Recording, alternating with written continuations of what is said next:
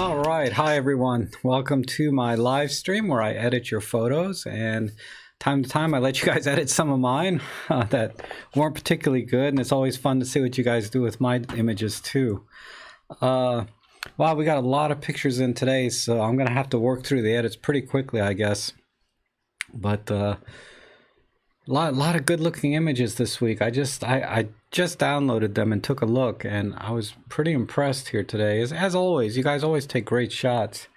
But you know, the intent here is really just to use Olympus Workspace to edit the images, so you get the feel for how to edit using Workspace. You know, so it's kind of a live tutorial, right, of editing, and also to just see a different perspective from other photographers, how they might edit that photo. So with that said, I'd like to always welcome your feedback in the chat section.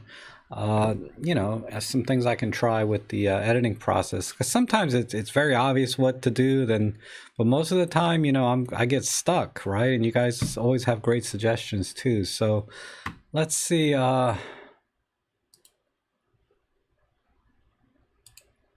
me see if I can zoom in a little bit. That's too much right there. Okay, wow. Let's see. Darren, hi. Darren, how are you? See who's here. Rick, oh, you're back? Good, good, as always. Oh, Dave Nelson, good to see you. Lauren, you're back? Yeah, crop and chop. That's what I do. I had to go over and refill my tea real quick. Oh, hey, Plato. All right, so let's just go ahead and get into it, because like I said, there's a lot of images here. I better reposition myself because I'm always tilting my head, and the images are kind of off center for me. If I come over here and do this, and then I can move myself so at least I can look at these kind of more straight on now. It helps me get the lines straight and stuff. All right, let's take a quick look at the EXIF. Oh, maybe my mic should be a little closer here. All right. Oh, Jeff, good to see you. Lysippus, I'm sorry, it's good to see you too. Let's take a quick look at the EXIF. Oh, you know, whenever I resize screens, this thing tends to kind of go all over. So we have EM1 Mark II with a 12-60. An Olympus 12-60. Who is this? Is Bob. Okay, so this is the lens you were talking about in the last live stream. That's cool.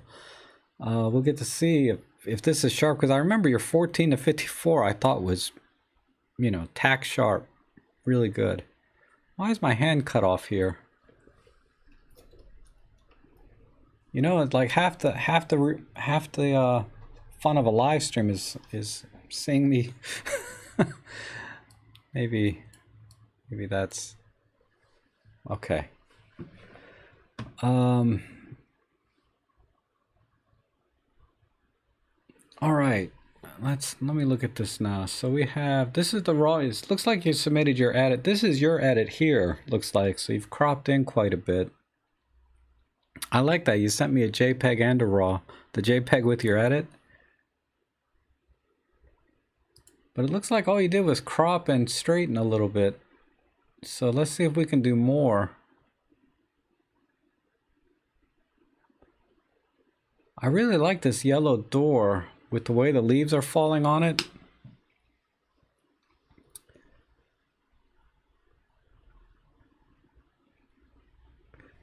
I wonder, and then the chairs I like here, but they're cut off. And these chairs, the angle is just a little, this angle is a little bit too sharp. I wish you were a little bit more left to capture this side of the building a little better, because this is just too off angle. Let me look at your edit again. So yeah, you like these chairs too. And so these two elements are really nice, but they're they're not working well together for me.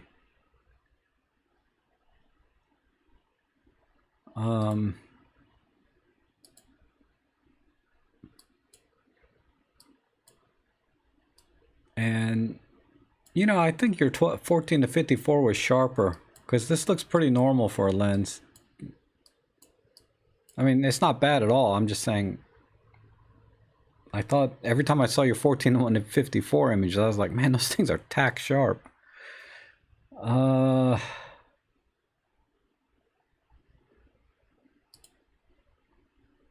gonna have to crop in.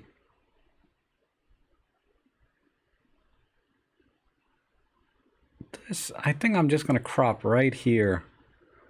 I'm gonna get some of this yellow door, because the yellow door by itself, let me see, let me do a 25% crop.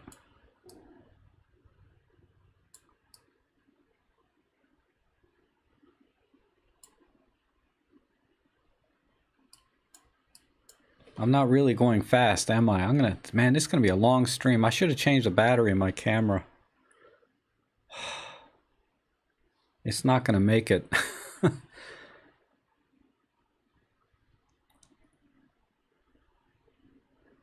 No, it's not the cropping. I think it's the lens. I just don't think the lens is quite as sharp as the 14 to 54. You think the door is an eyesore? I mean, okay, let me show you what I see in this door real quick. I like this part right here.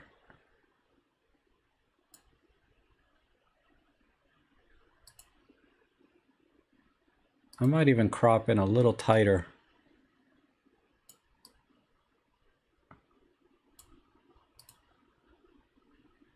I like this, and I would do this to make it kind of punchy.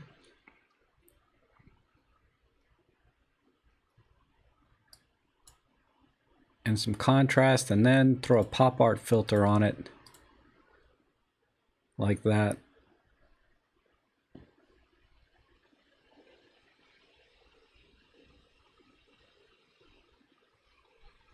This, I don't know, for some reason I kind of like this part, but this, it's not enough. So,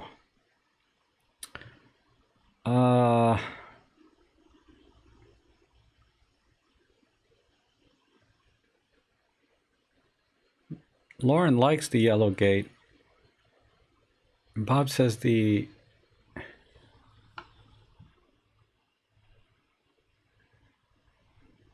yeah, the yellow gate definitely is interesting, but I think it could have been captured better.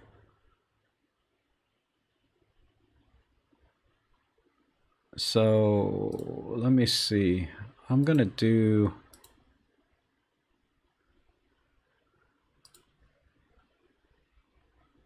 a little different crop. Still get the yellow door, but not quite as much.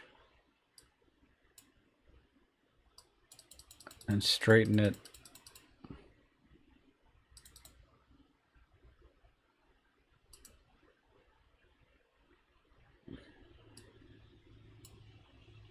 Whoops, why did that do that? I want a 3x4.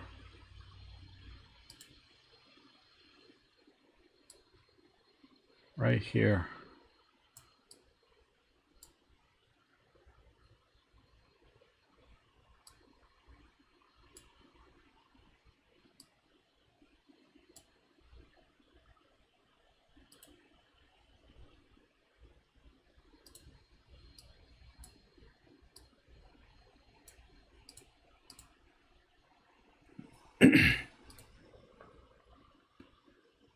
I'm wondering if the big distance between the gate and the background is causing the apparent unsharpness.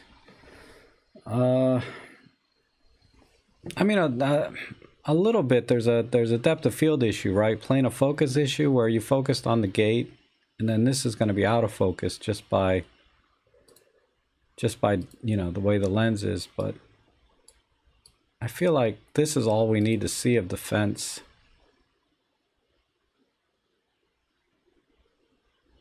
it needs some contrast. Let's go to vivid. I wonder if I can bring some textures out. I mean, I'm cropped in so much now that anything I do with these sliders is going to kind of mess it up.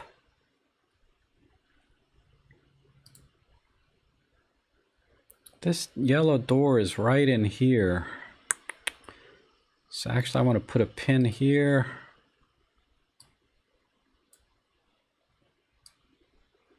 To bring that door out a little more.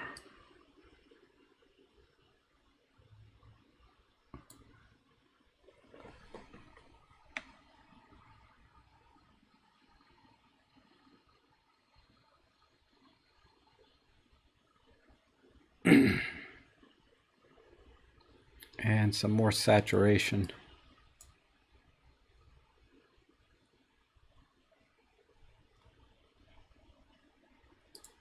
Let's try low key. Let's mess up the curve a little more. Let me see. Hopefully I don't kill the yellow. Yeah, that's going to kill the yellow.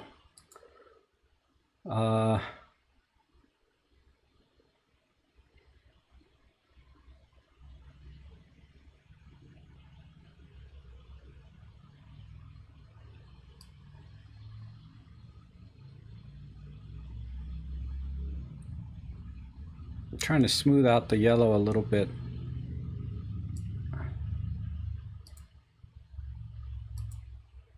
And do I have any?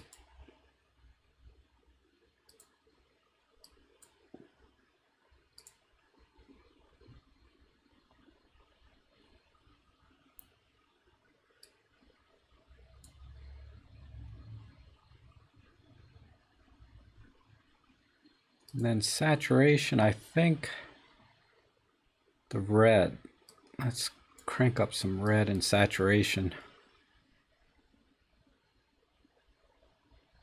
Yeah, I thought about the door only with the shadows, but the shadows aren't quite crisp. The shadows are a little bit soft. If it had nice crisp shadows on the doors, I would do it.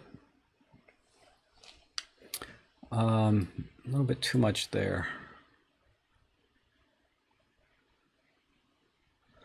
All right, I think that's what I would do with it. So that's the before and after. I think that looks all right.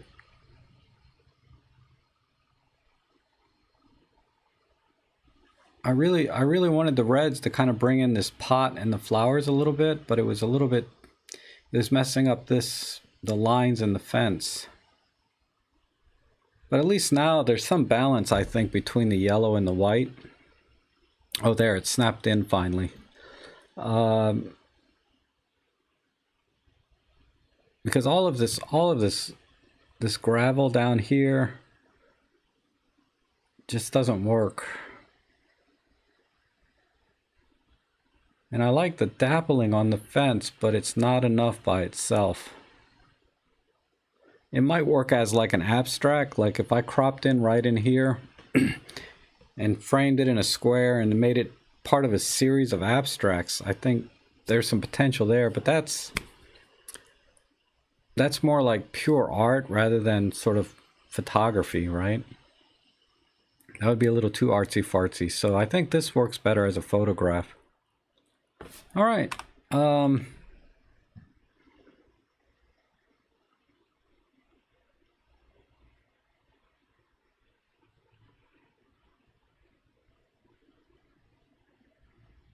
Lauren really likes that yellow gate.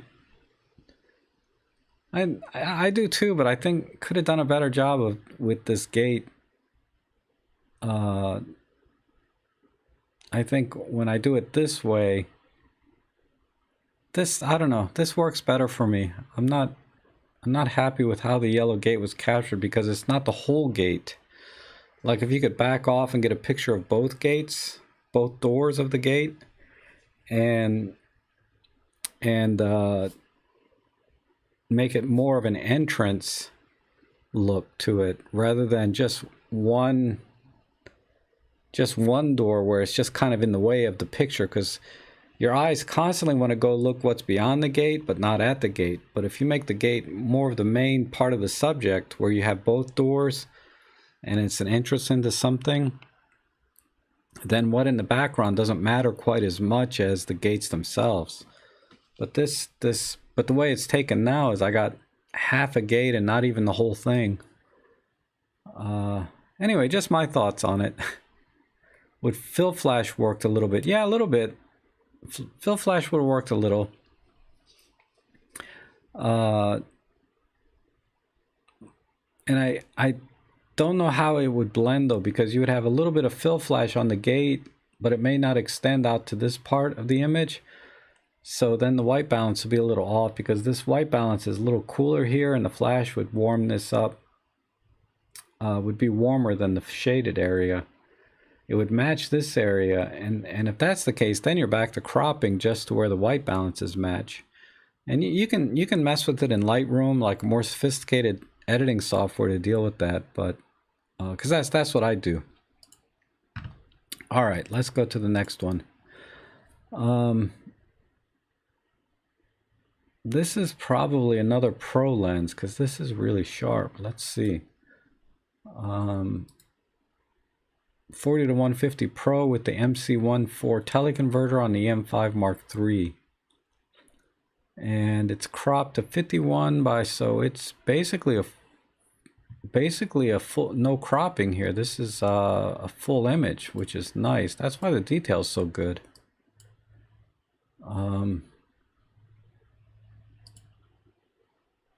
Man, I think that's all I would do, is just crop in. It doesn't need any color adjustments, but I would get rid of all the sky over here. It's a little bit too much light in the image around the bird. So I would just crop that out and do that.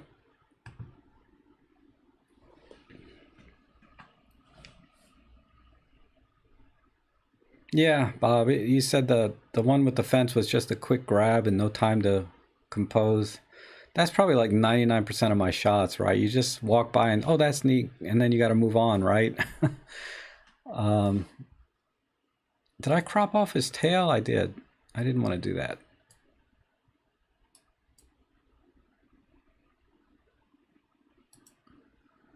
I think that, and warm it up a tiny bit. Just to bring out the beak a little more, because in the shadow here, this yellow beak gets kind of tuned out a little bit. And a hair of magenta. I think you have noise reduction or something turned on. Let me check. Oh, this is a JPEG, so I can't tell. But I feel like you have a little bit of noise sharpening tuned in, so, or noise reduction.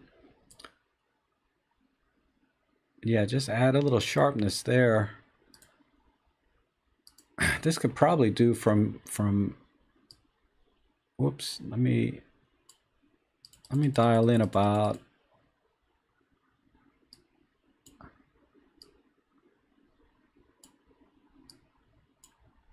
little bit extra sharpness here. So I'm going to bring in the feathers.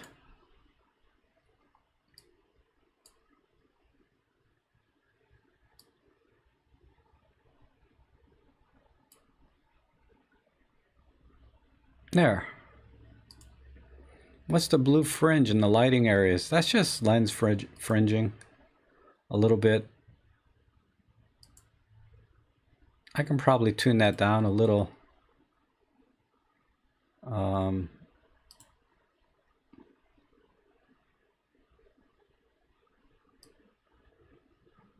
Right there.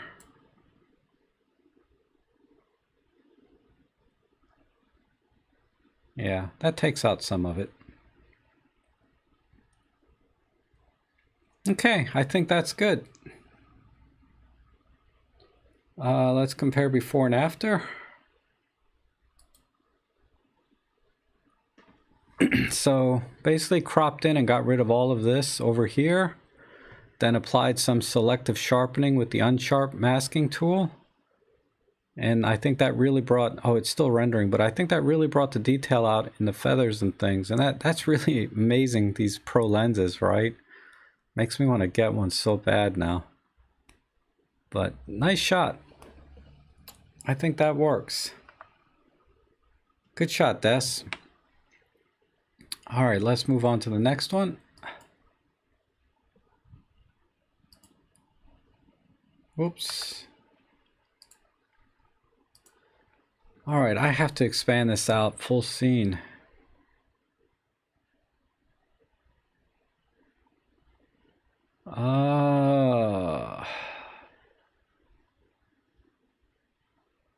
Not sure. I mean, this is a tough shot because of the really bright sky, but it looks hazy. Like, it's not clear blue sky, but really hazy. So it's really messing with the image, because you had to expose for the shadows. So you're trying to maintain detail in the shadows. And it's, man, this is already cropped in quite a bit, looks like. Let me see. Let me look at the EXIF here. 42 millimeter on a 12 to 40 Pro. So you're at 21. That's 6.7, 1/60th auto white balance. All right.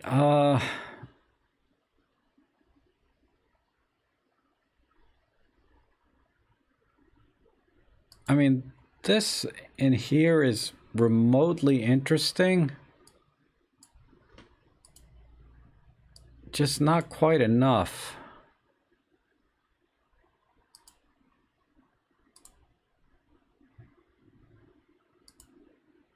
I don't think there's enough going on here because they're kind of cut off with the fence. So that's kind of hurting what's going on over here. So I'm going to go a whole different direction. I'm going to go over here to this side of the image. I like this side. Right here.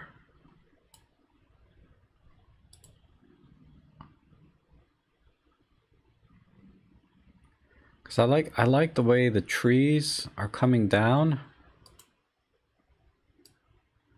And this fallen branch and this broken fence. This side works for me. This side doesn't work because of the gate covering half the people. So you feel like you're not in the shot anymore, right? You're kind of some outsider.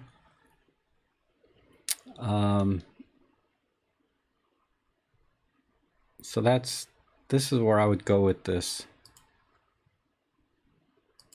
And let's do a mild vertical on it. Let's see what happens. Over here.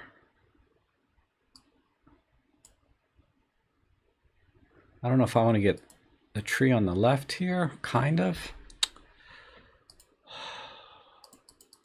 Needs a little more straightening.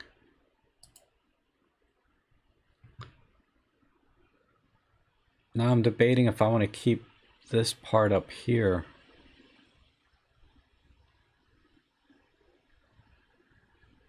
But trees, I generally like to do portraits.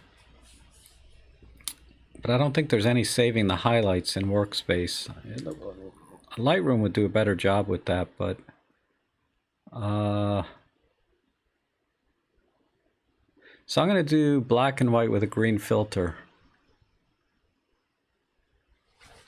Either that or really pump up this red in here and the green here. Let me just do a pop art real quick and see how strong those reds are.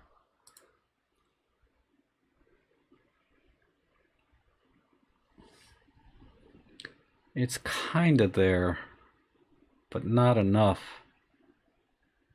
I'm not using the pop art filter for the effect. I'm using it to kind of see where the strong colors are. And I was looking to see if there was some red in here, but there's not really enough for me to work with. It just helps me if because I was thinking about using the color wheel here. but there's just not enough reds to make that work. So I think I'm gonna have to go black and white. So I'm gonna do a monotone with a green filter.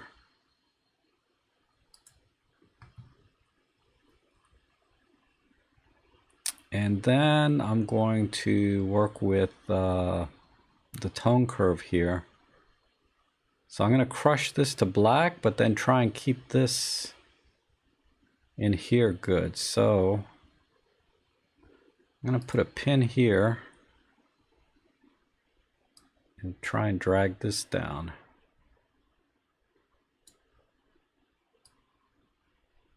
Yeah, that works.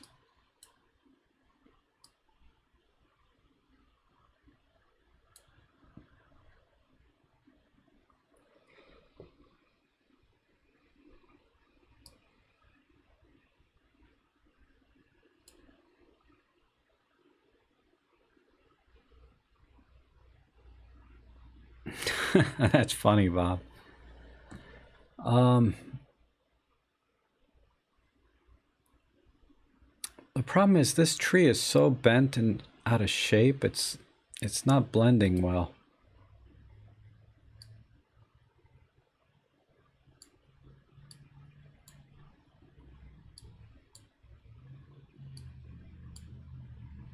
Let me try that.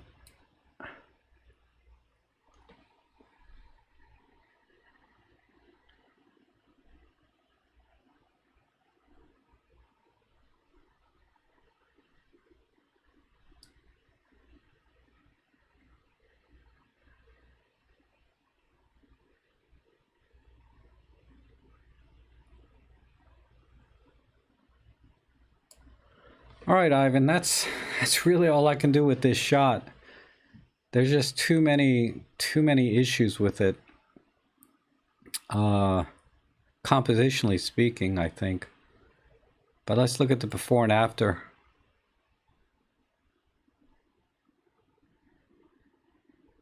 Yeah, the size of the people versus the trees. That's true. You kind of lose all of that perspective in my version.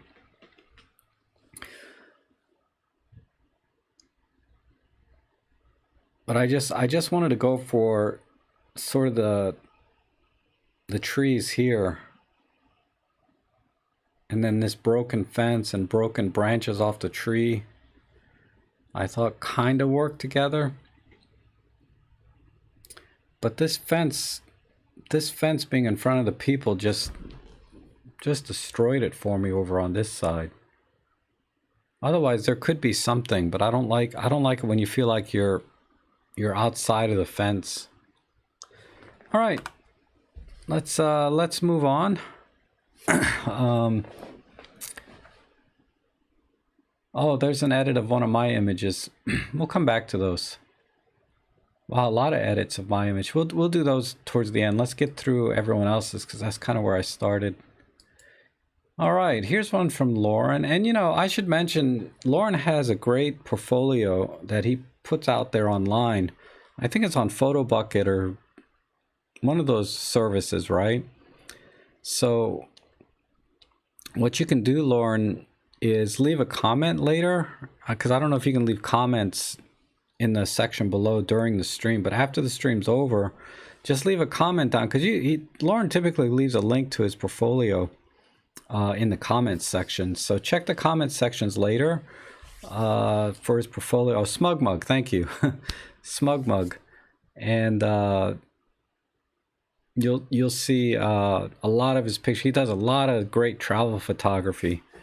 And he's always updating, and they're kind of in a series of different towns or different areas. He groups them together, so it's really a lot of fun to go through time to time.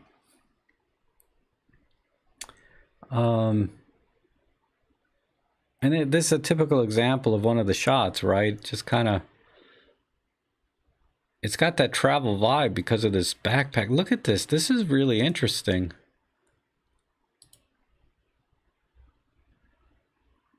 I think this is where I would go. I would crop all of this out and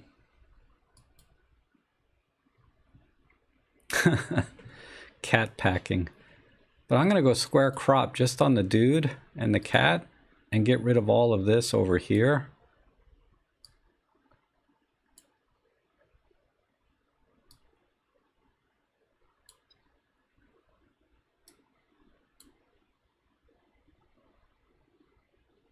Let me see how that works. That kind of works. And then I'd go a little fancy.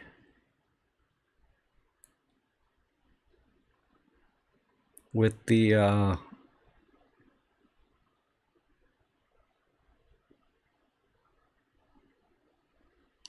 not sure.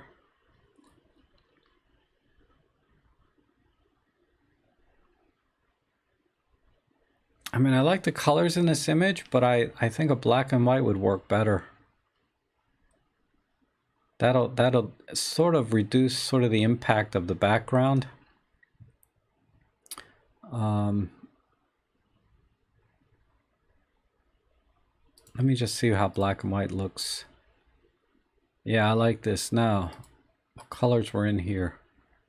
We have blue and red. So if I use a red filter, that'll brighten all of this. Let me try red. Maybe orange. No, let's go full on red.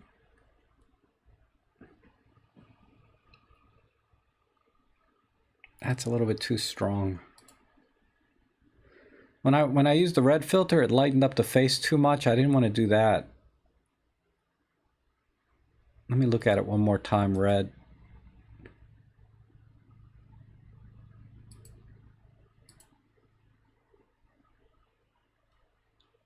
You don't like the black and white, huh, Rick? I like it. Let me crank up some of the texture using dehaze. And some clarity.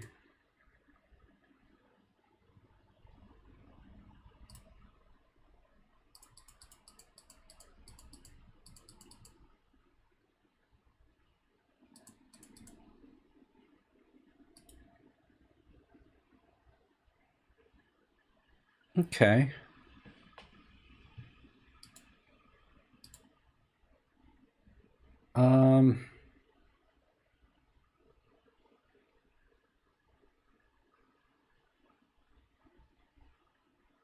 It needs...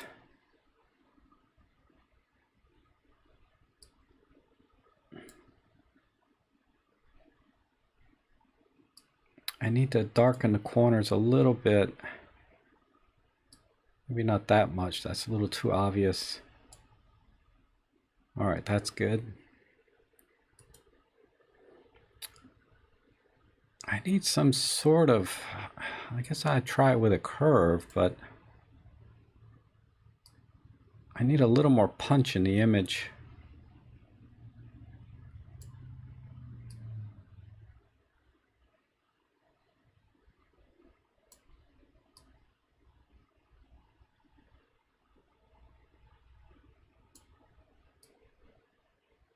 Let me get rid of this.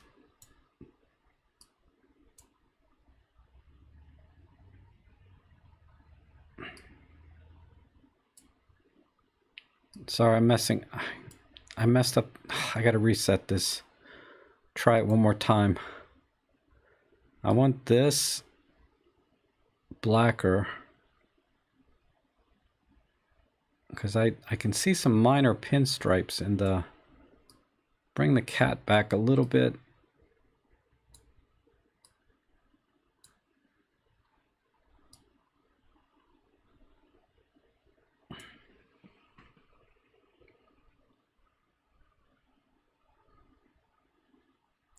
All right, so that's that. Why do you stop down the lens? It's given too much depth of field.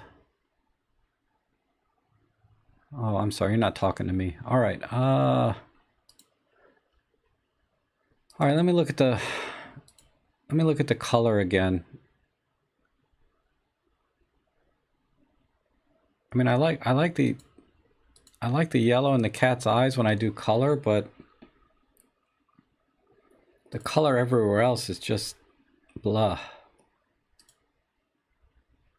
So I think this with an orange filter, I think this is what I'll go with. So there's the before and after.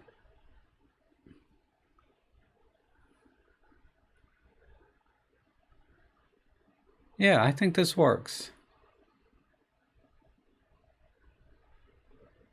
I mean, the colors, it's too bad we're losing the, oh, we don't have to lose it. What am I thinking? The only other thing that might be worth a shot is like a partial color. Just to kind of soften it up a little bit.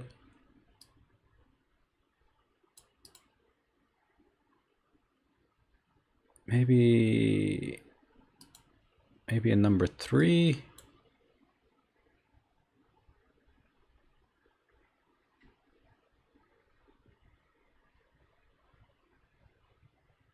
Okay, this is kind of working. I just need to fix this red, which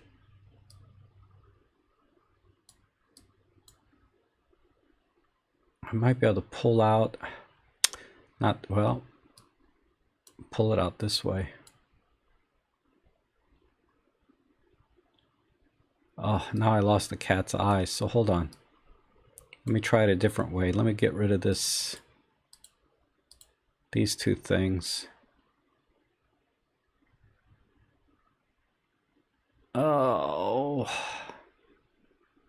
not sure how I can get rid of this red here. Go back to this. All right. Now let's crank up this back and crank up this yellow.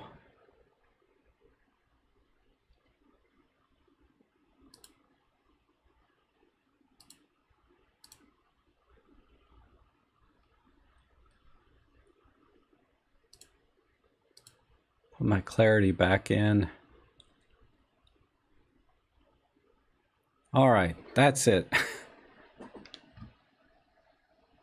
We picked up too much yellow here. Hold on.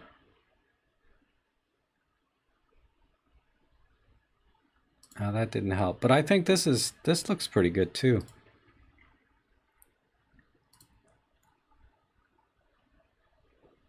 I would just brush these out to be black and white.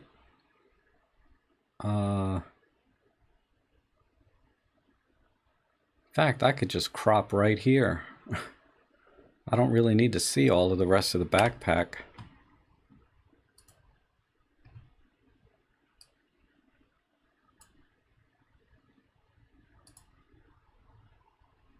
Oh, the guy's head is a little bit...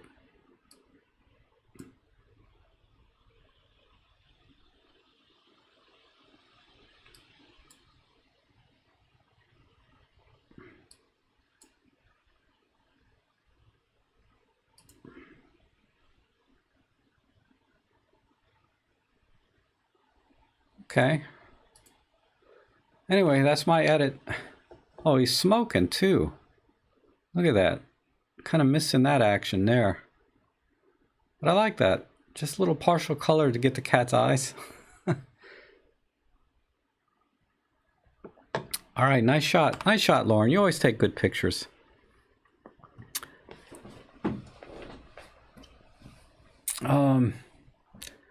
Let's go to the next one.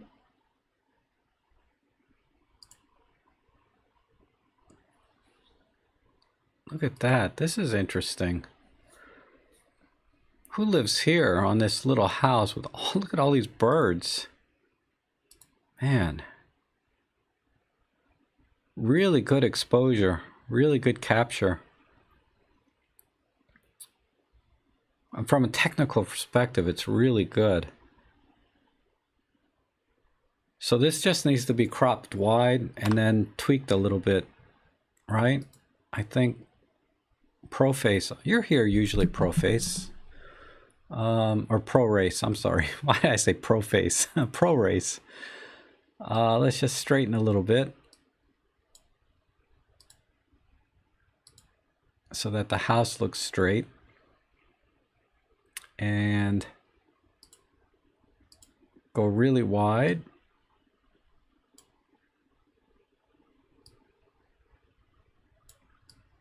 Maybe a little bit tighter.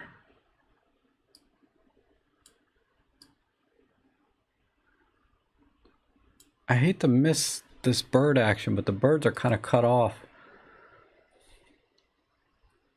I think I'll just put the house front and center. Oh, that's still not wide enough.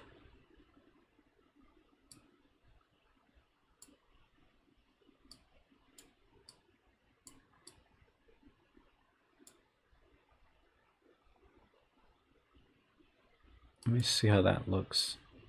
All right, that still captures the birds pretty well. I'm a little bit crooked. All right.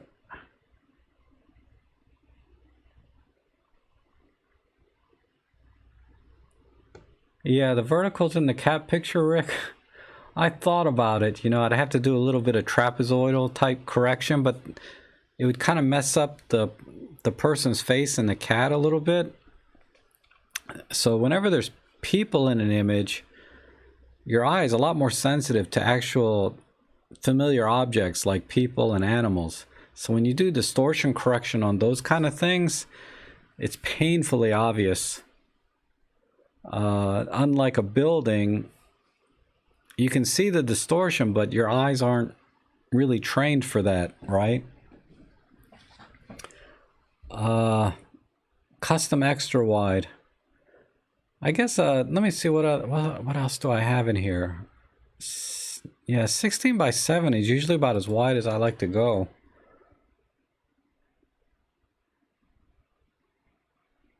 Because I feel like if you make it too long, because like even this is pretty wide. So now I just need to kind of tweak the colors. It just needs to be a tad warmer to warm up this part. And a little bit of tweaking in here. And I think we're good. So let me see. Let me just add a little bit of warmth here.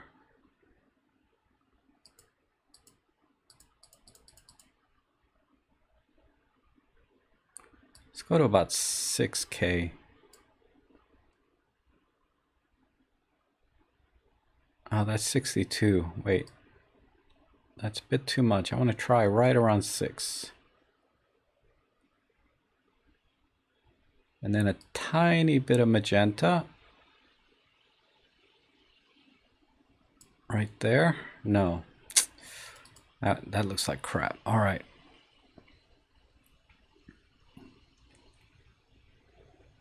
And let's add a little bit of boost here.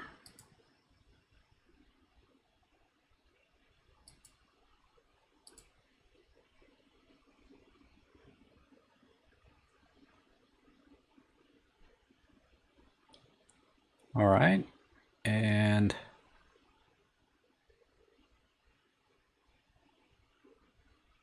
now we got the shadows up. Let's bring a little contrast.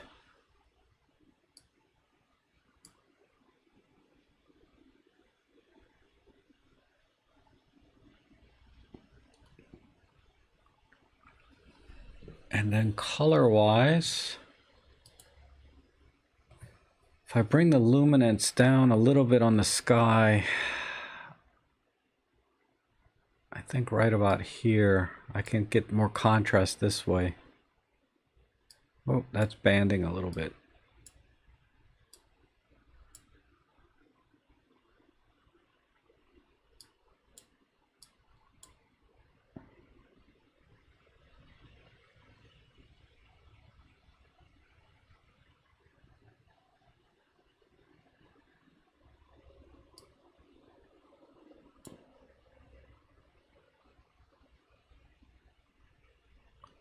All right, oh, I'm on luminance here. I don't want red to be. Now, for saturation, I want to bring the blues in a little stronger.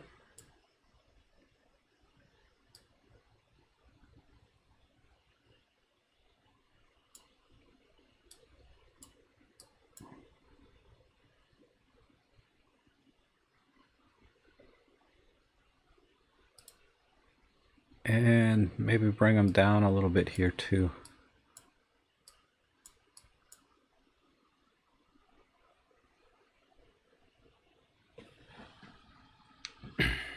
Okay, we're getting there. Let that render for a minute. We're getting there. I might have to use a tone curve to really get it to what I'm thinking.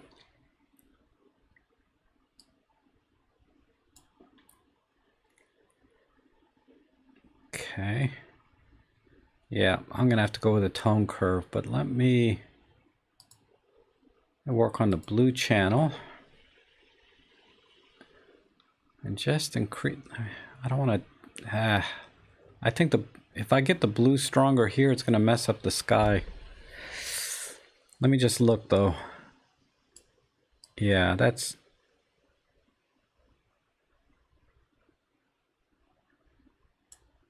just a touch. And we'll pull the highlights down just a touch.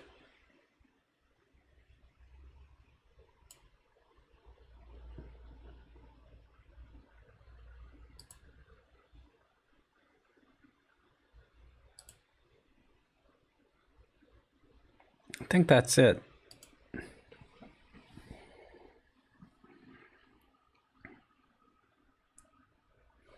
Oops.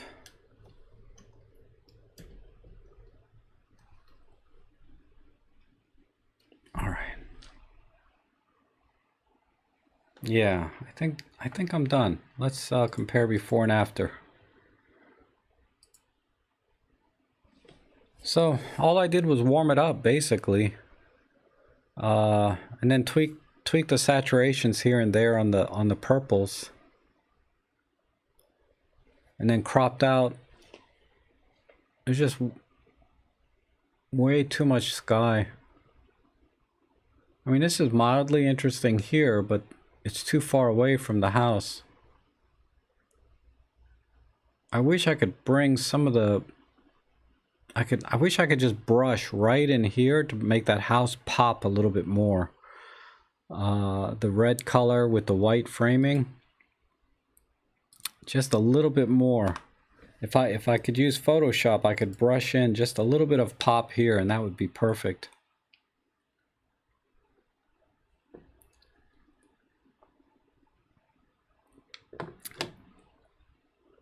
Make the bottom third foreground, leave the top 2/3 with detail in the sky.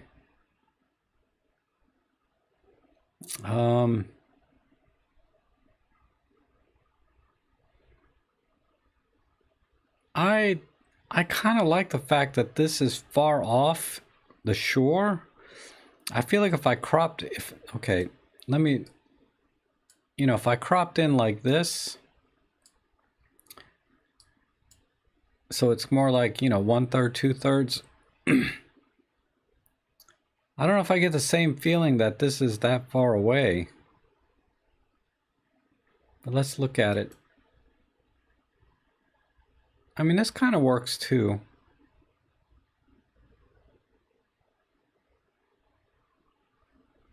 This may be a little better crop. I wish I could brush this in a little better. But okay. Excuse me. Nice image though. Yeah, I love the birds. It's really a nice capture. And that's a timing thing too, right? Because the birds, once they leave, they're gone. They don't come back. Did I miss one here? No, okay. Oh, on the original? All right, let me try this for Tony. So he's saying on the original,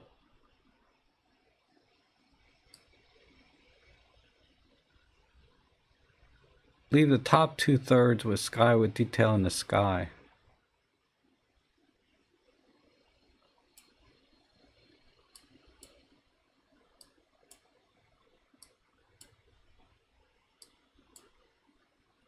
I don't know. I think this is what you mean.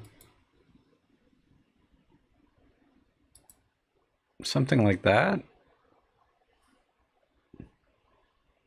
I don't know. I think that's too much. I liked it before. That's just too much sky.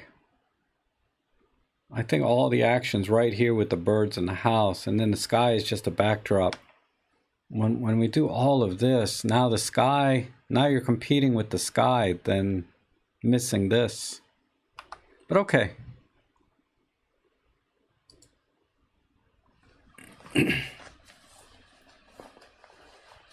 Wow, soft to be fun prefers the bigger crop too. Okay. Ooh, I like this. I like this. I think right here is the image. You got two images in here. You got one here and one here. I mean, this could work, but I think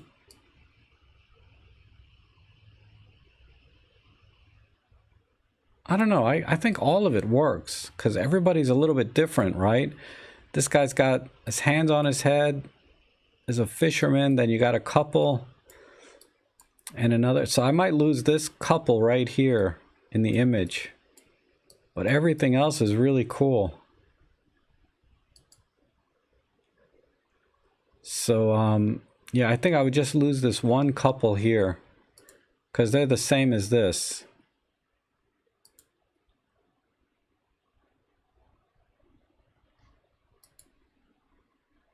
So I'm just going to do a random crop and then I'll pick a format. Get rid of that fire hydrant.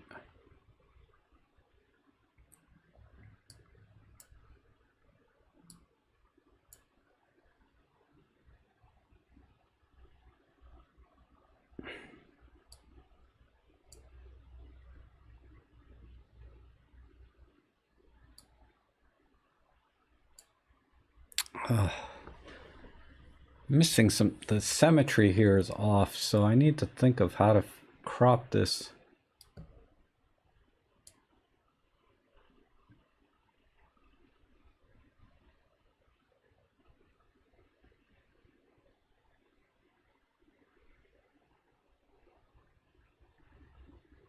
Let me see, that's close.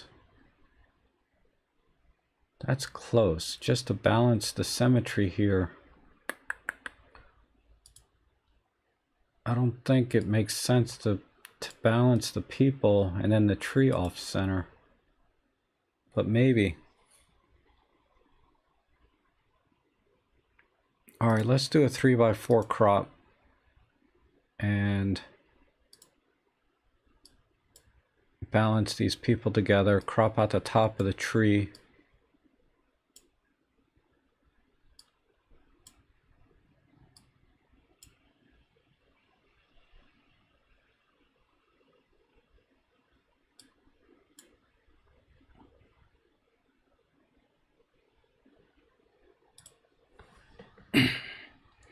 Dang, this tree is just a little bit...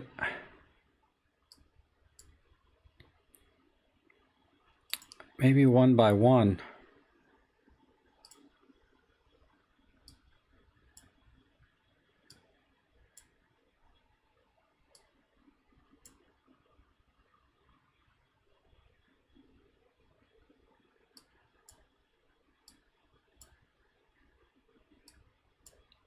Let me see how that looks.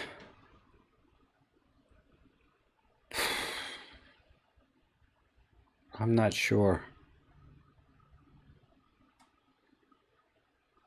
Yeah, the foreground is a bit too much too, but I wanna create some distance.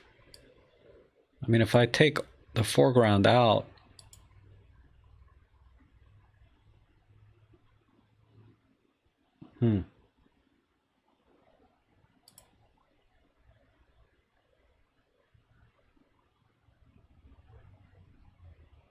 yeah, squirrel's view, right? This is Roman's picture.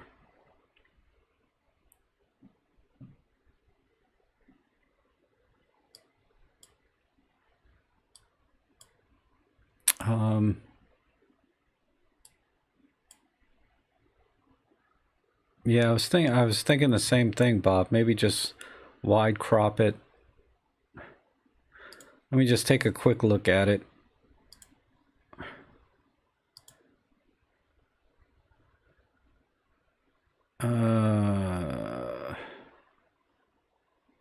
Still have some issues here, but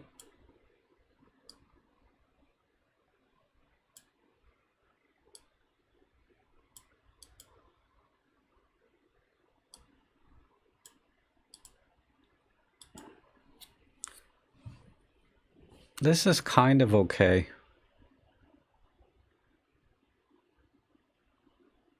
If I'm going to chop off this tree, I need to chop them all off. You know?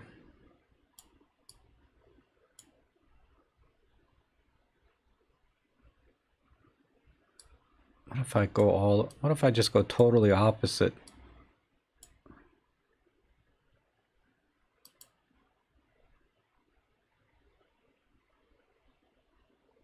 I think I like this. Oddly. I like it right here.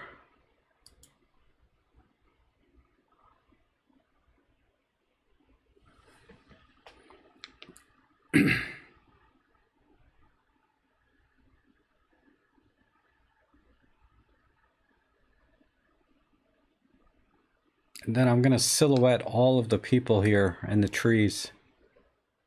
So we need to just pull this down. Oops.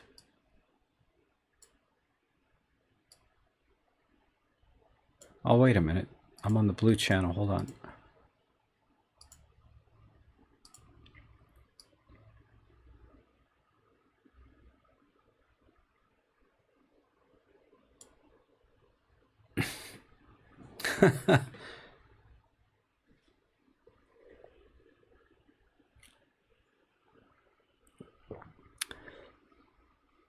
This is the worst edit I've ever done, huh?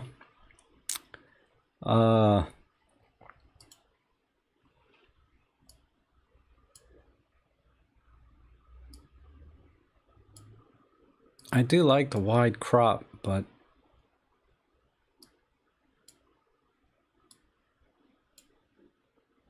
maybe this. I need to silhouette it just a little more.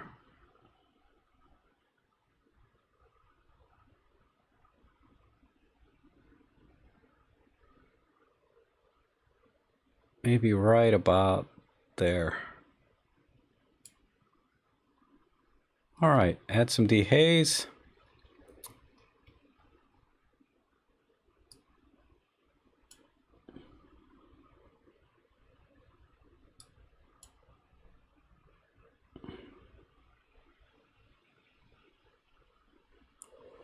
Oh, you know, the top of the trees are just so uneven. I just don't like it. That's why I got rid of it. I'd like to chop it down to here, if I could.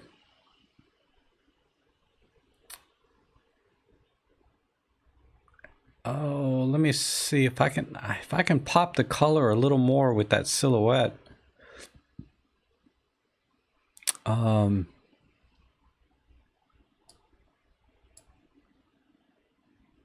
Where's my color wheel?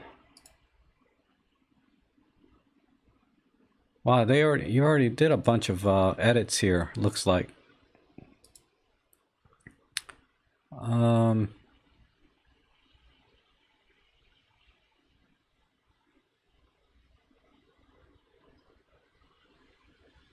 me increase the purples here.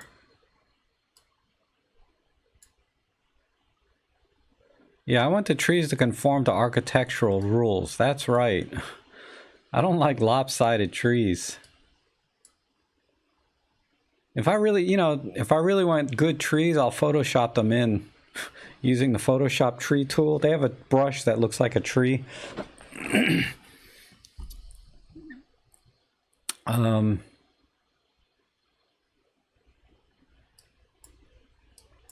But yeah, I want to crank in some of the colors from the sky here. Right along those lines.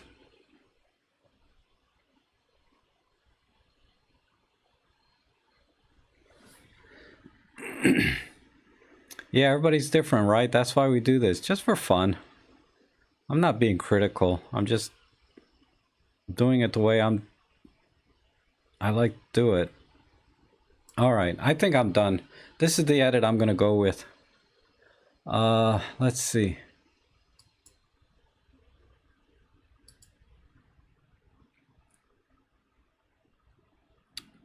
Not a whole lot of difference. I just cropped it basically, and I tried to silhouette these people a little more.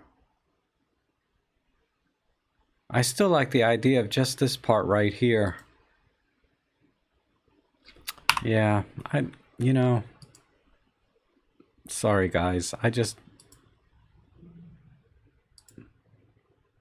I like this part right here.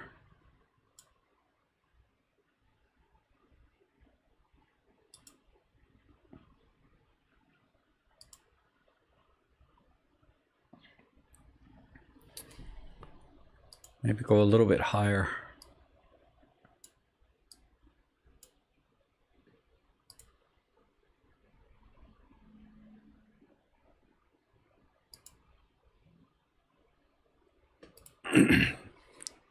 This to me is a little better image.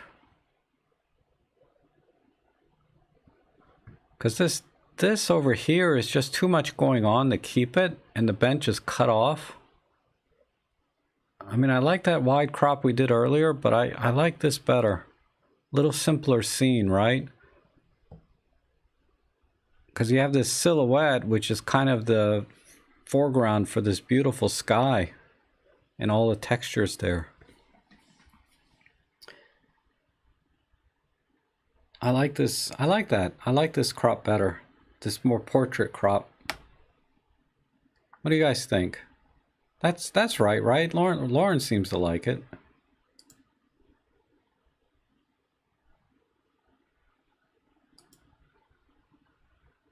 Or maybe Lauren's responding to the other comment. Maybe you hate this crop. Now it just needs to be straightened a little bit. Just a tear.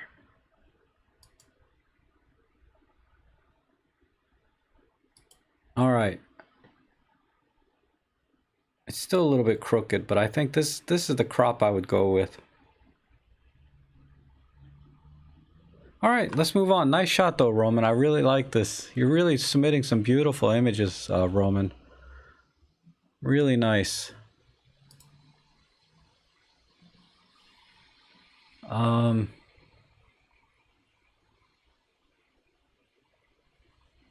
This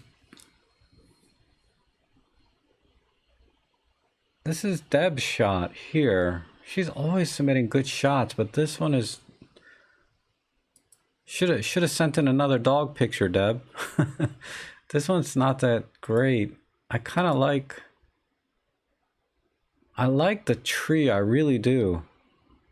I just don't think this was the right way to capture it. I'm going to focus right on this twisty area here, because this bark and this tree, this is not helping this part.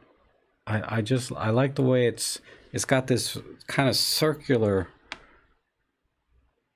sort of swirly look to it up here. So I'm going to go with that.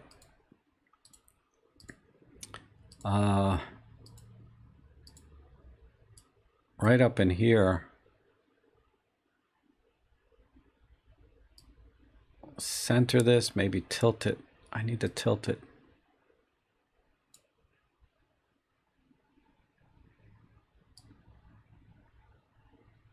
Yeah, things are looking up, and that's funny. What happened to my crop here? 3x4.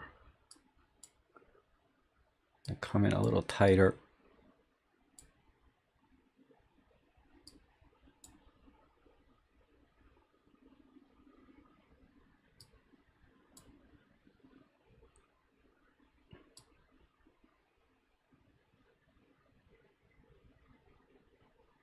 All right.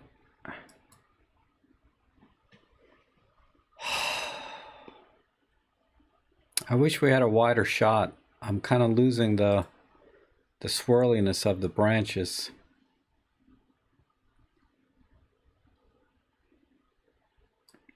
Let me go back.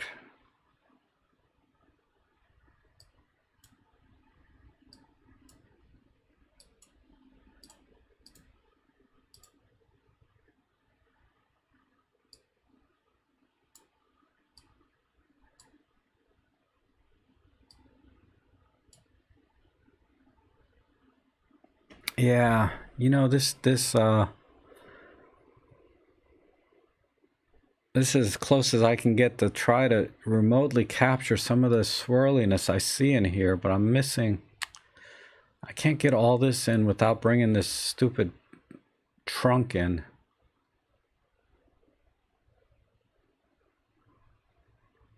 But let's just work with this.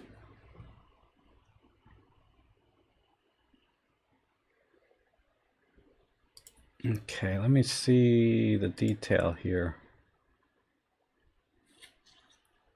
Oh, it's a little bit soft. Is the noise filter on? Where's my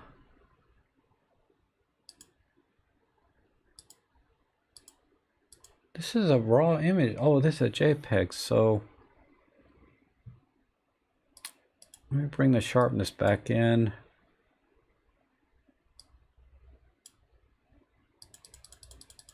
Let's do about 1 pixel.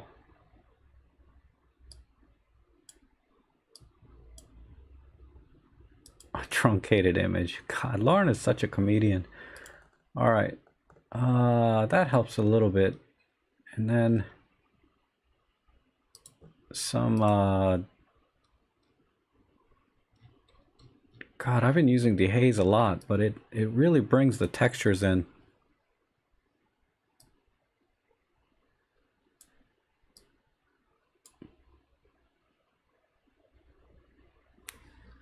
And I need a little bit more warmth as usual.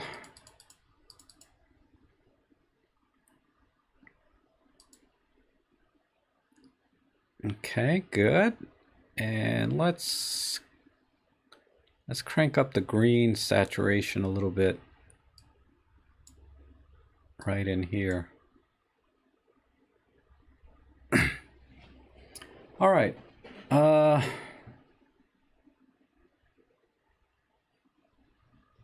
And let me work with the contrast, and I think I'm done.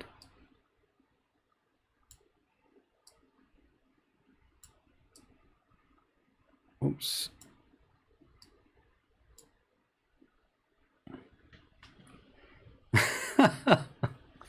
Oh my God. Bob says if you sent a picture of some firewood, Rob would turn them into matches. That's funny. All right, I think that's where I'm going to go with that. But that basically, I think you saw the swirliness of this tree, but you kind of captured it wrong. I think you need to go back and try and capture it in a way that this swirliness around the tree trunk is more a better way to capture it than that. Maybe get more underneath the tree and less trunk. Zoom in a little bit.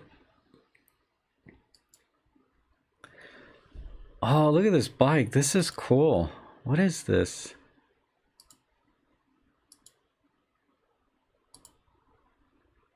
Man. All right, let me work on this one fast because we got a crap load of images here. Let me tilt it. Just needs to be straight.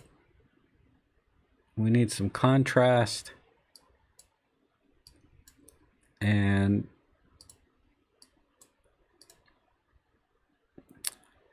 let's go partial color here. Oh wait, I don't think that's gonna work. There's too much green in the image. I wanted to green out just the motorcycle and gray out everything else. But I don't think this is gonna work too well. Let's try it.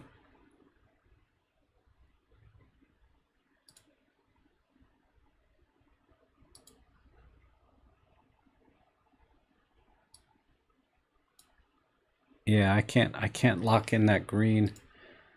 And if I go too wide,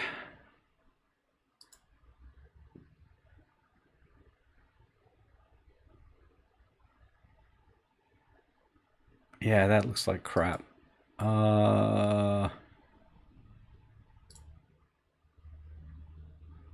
I hate to go black and white or sepia because I like the green color of that bike. So let's keep it color, but just work with the tones a little bit. So clearly a tone curve.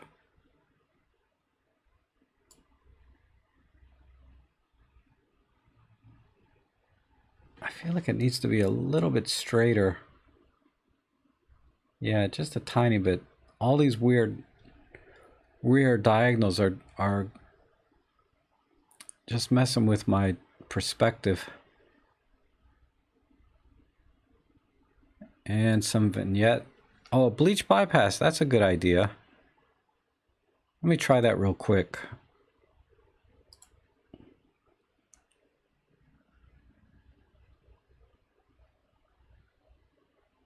That's interesting. That's not bad. Let's try number 1.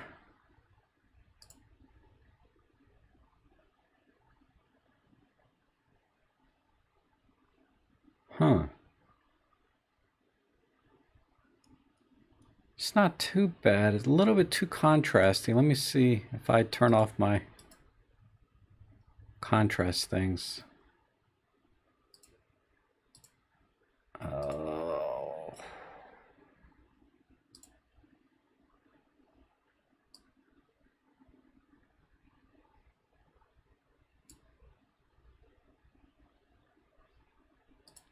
I think I'll have to go back to number 2.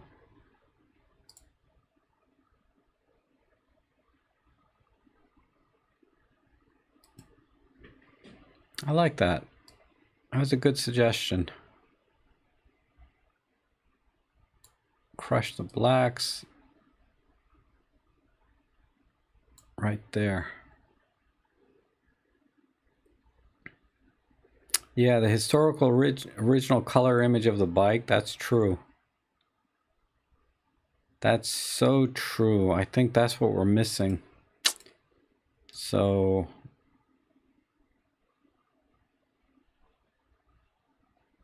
I think that's important.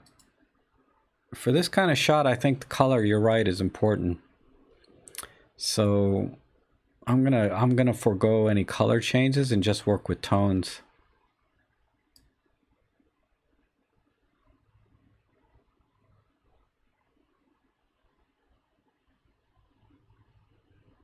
Just like that. And this area here,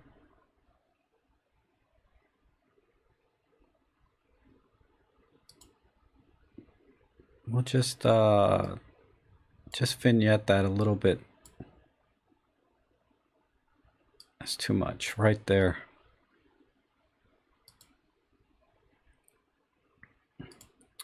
Clarity and sharpness, it's already pretty sharp.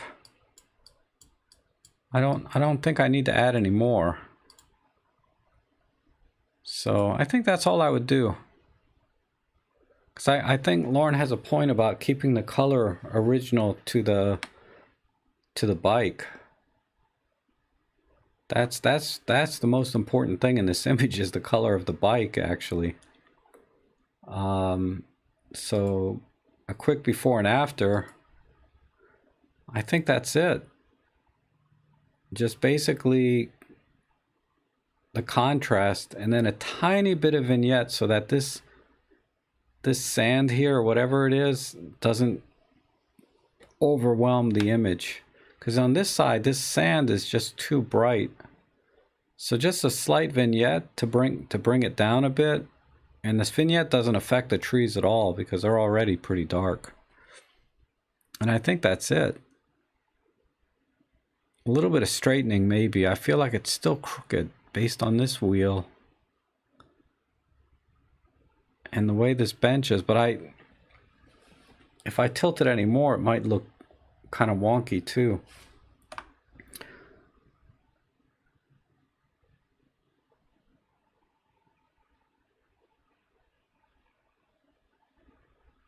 Yeah, Plato, I think you're right. It's a little bit off. It's just a little bit off. It can be, you know, if I spent a little more time, I could fix that. But I got so many here. I need to move on. Now talk about crooked pictures. This is from Old Player. What the heck? It's making me dizzy. Oh my god. Oh my god, oh my god. Okay. I gotta straighten this.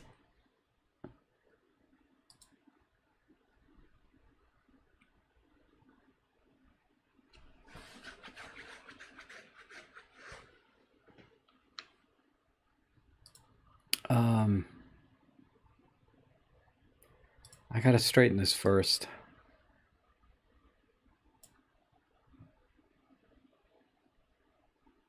And then let's go. I might have to go wider.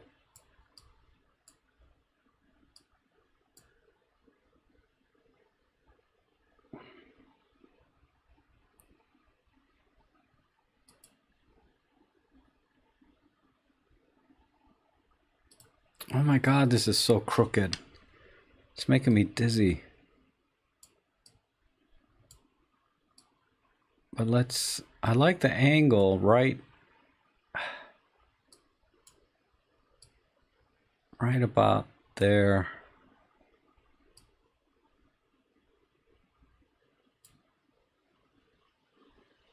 All right. Now, let me standard 16:9 crop.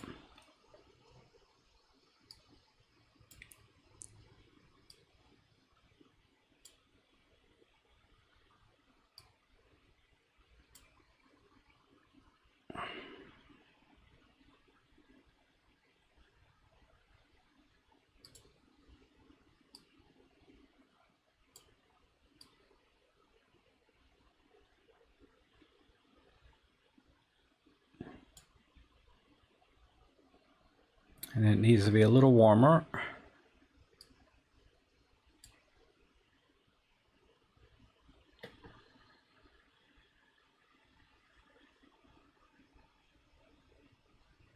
Come on. I think it needs a little more foreground. Less sky. Yeah. A little less sky, because there's nothing going on here, right? It's just kind of a light. I can rethink this crop a little bit.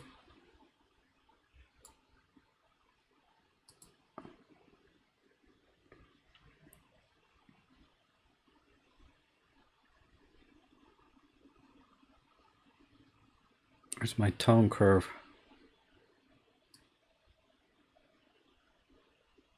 There.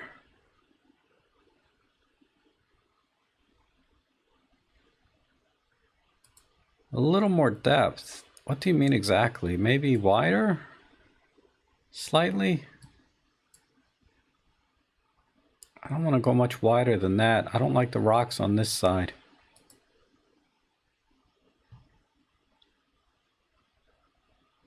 Okay, that crop works. And wait for my stupid computer to figure this out. I'm really worried about getting a new computer.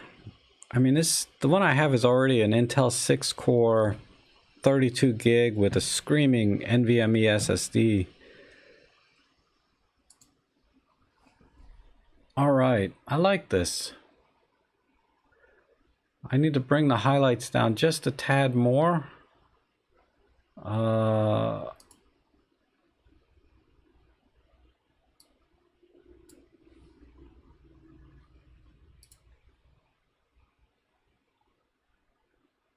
But yeah, this works. And I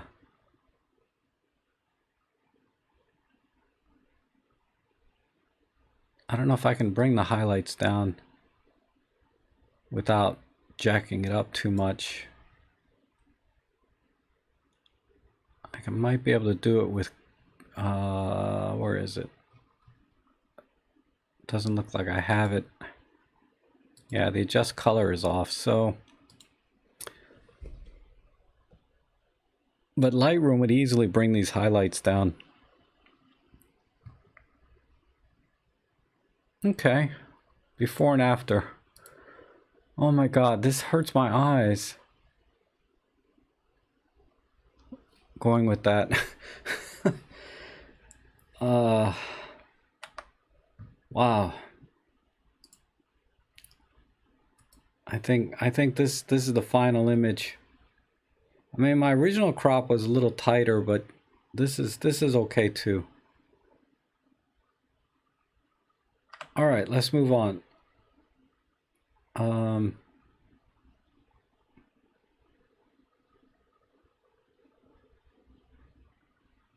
You're missing the rocks in the distance. What rocks are you talking about? Talking about these rocks here on the right? I hate those rocks. Anyway, we'll move on. I do like this shot right here framed. Like I would go really tight. I would crop the heck out of this image or walk up closer and get some different shots. I'm not a big fan of this wide shot overall. I like a lot of the little things inside here, to be honest. There's a lot more interesting things all in here. More so than I think a whole wide shot, but so this would need to be printed really large. Then it'll be okay, and this with this wide of a shot. But I think on a computer, if that's how you're going to show this, like on Instagram, you need to be really tight, somewhere in here or over here, anywhere really. You can be really tight, like that. But okay, anyway, let me move on here. Yeah, using Lightroom sometimes, maybe. Let's see. Thomas Paul. Yeah. This is the shot. It's a little flat for my taste.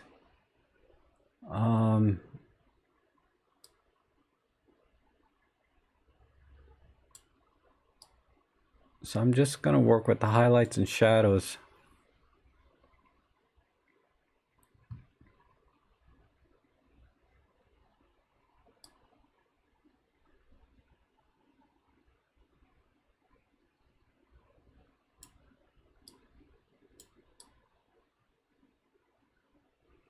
Okay, and this image actually is a little bit too warm, so I'm gonna cool it off a tad.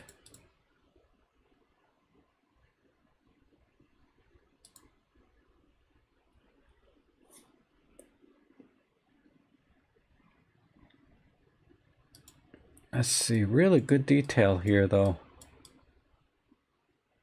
I'm wondering if I should...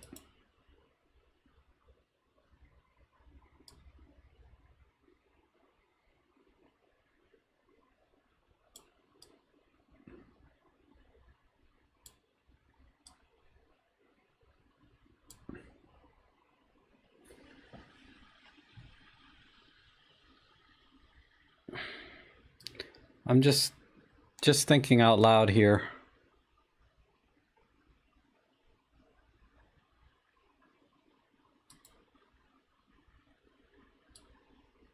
All right, where's my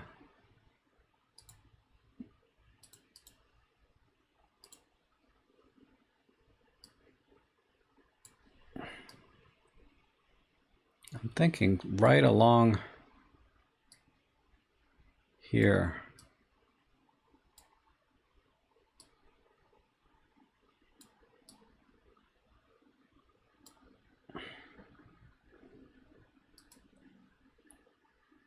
I think this works. Now, just a little more in the textures. I need 100 megapixel files. Yeah. I just like tight shots, you know? I like to crop, you know, not crop in, but when I take an image, I like it to be tight. If I'm going to include the entire environment, they have to kind of go together in a way that has some balance and symmetry, you know, just being an architectural kind of guy, because I do take a lot of environmental shots, right, as an architectural photographer, but the lines are always straight and there's some context, but So this kind of photography with nature and rocks and trees, I'm just, it makes me dizzy. Not that there's anything wrong with those kind of images. It's just not what I'm used to, right? But I kind of think this is the way to go. I wish it's just a little bit too warm.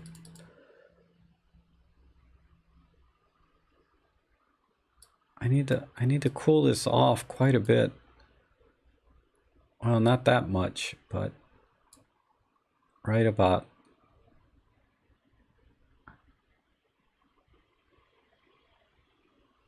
What if I use this dropper right here? Let me see what. Okay, we'll start there and then warm it up a little bit from there. So that's 32, so probably about 3,400, right about there. Okay. Yeah, the 60 millimeter macro would be nice. Bob doesn't like the half flower.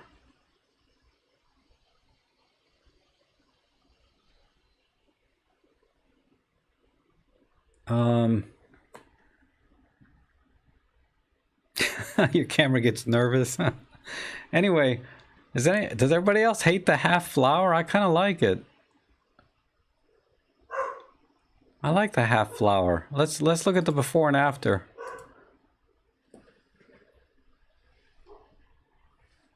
I mean, you know, with this, I can see all of the texture in the petals here, right?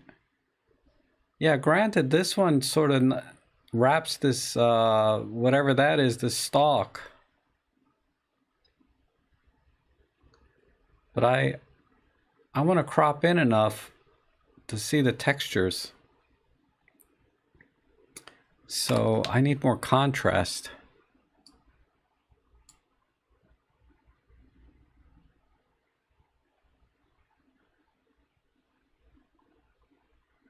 Technically good image, but boring if you just put the flower in the middle. More adventurous camera angles and framing like the half flower crop would transform this image. All right, Bob wants to try cropping against the right edge.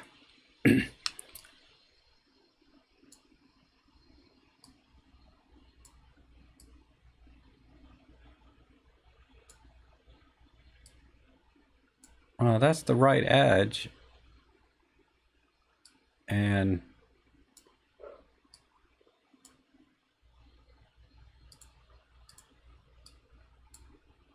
I mean, I think Bob is talking about something like this.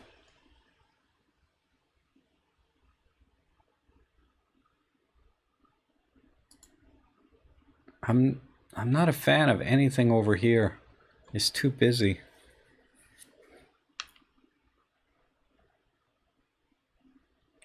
Take advantage. Yeah, it's not blurry enough to put the flower on the right. And John says the half flower makes it feel like he's falling over.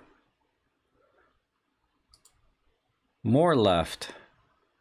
Left. My other left. You mean like this? Nature didn't like the half flower either. Now it's cropping out the stalk.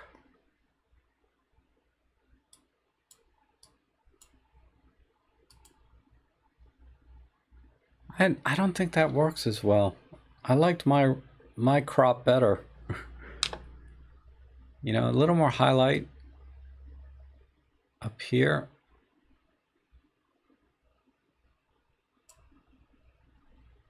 The left edge, not the right. Oh, I'm sorry. I mean this edge. Okay.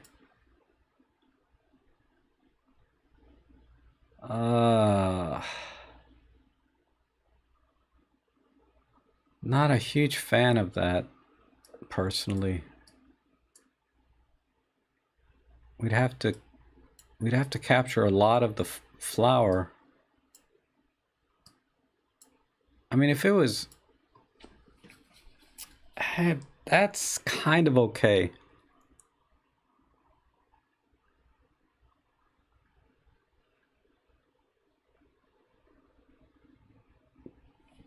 That's okay. I like my crop better. I mean, some people didn't like my crop, but I liked my crop better.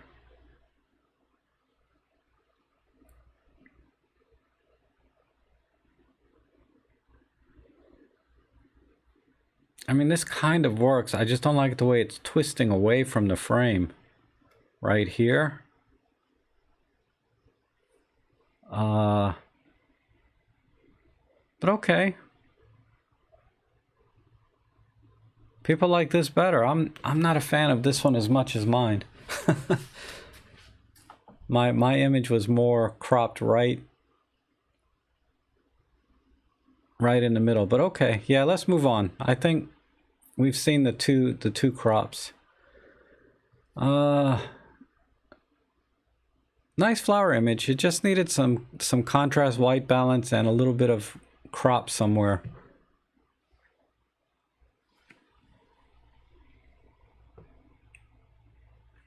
Okay. I love this airplane. And this building, but this building is just messing up the plane. The problem is the tones are way too similar. Like, if I could silhouette the plane out, that would be great. If I could white out the background a little more, that would be great. But when the tones are this close, I can't there's just not enough separation between these two. So I either need to, I hate to keep cropping on people's images, especially one where you really getting this whole thing in. And this wing is clipped off here. But we need to get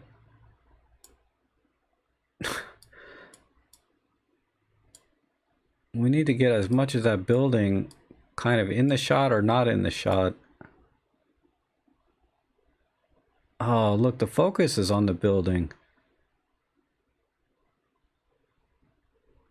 So the plane is out of focus. Oh my goodness.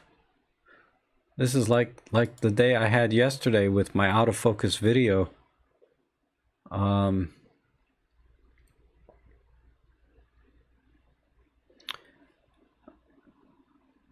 Yeah, Jose, this shot is there's nothing I can do. The plane is out of focus, and that's what needs to be in focus, if anything.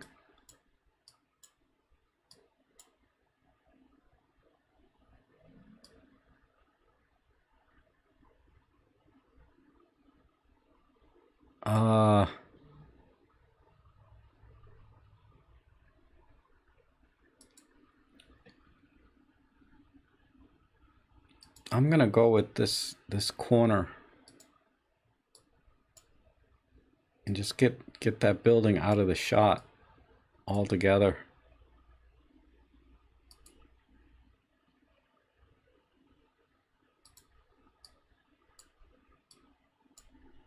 If I can. Oh, look, there's another plane over here. This would have been interesting to get a cross of the wings so you get some diagonals in. Yeah, get lower and get the plane in the sky instead of with the building. I think I'm seeing a shot here. And then silhouette it.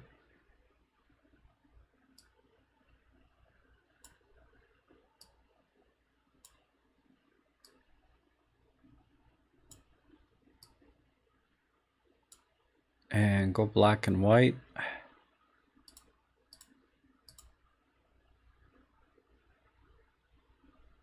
And add a vignette.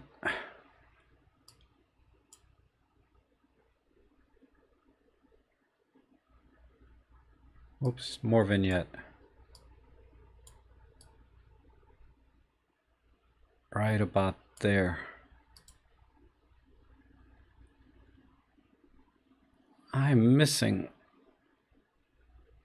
Oops. Let me see, I want this tone to be brighter. What is this? I was in the right place.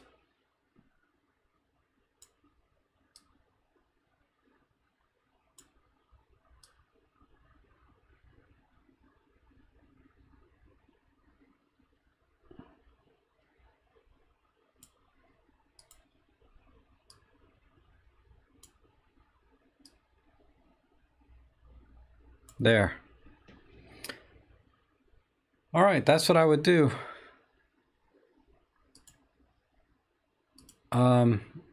Yeah, because this plane is out of focus, we just have to silhouette it.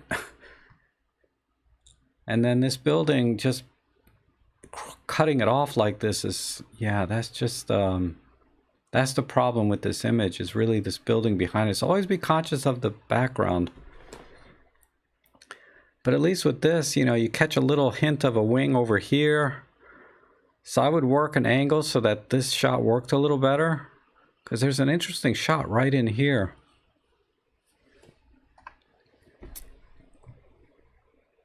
Yeah, I think this works right here.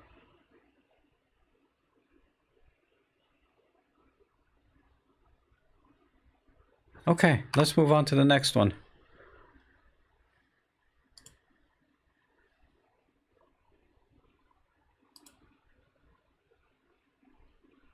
Ah, this one's been processed already a little bit because I can see grain in the skies already. Oh, well, that's because it didn't render. All right, now it looks good. I'm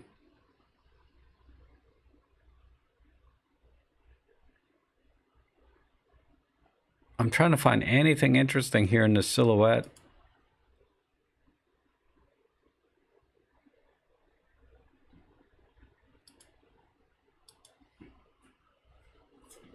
Oh, I knew the battery would go. All right, give me a second. You guys look at this shot and think of some things to do with this thing while I replace the battery.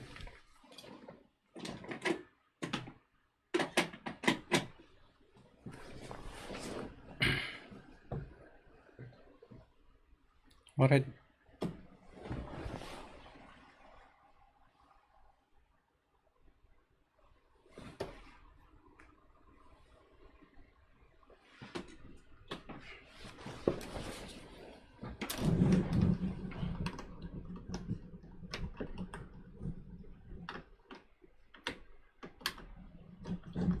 All right.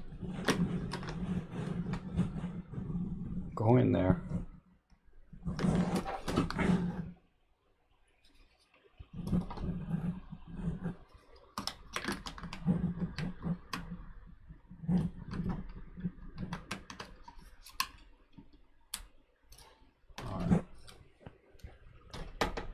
There we go.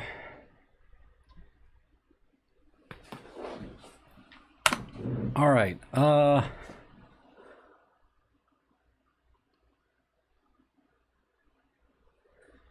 Yeah, let's do it just a simple crop. I don't see exposure wise or anything that I can do.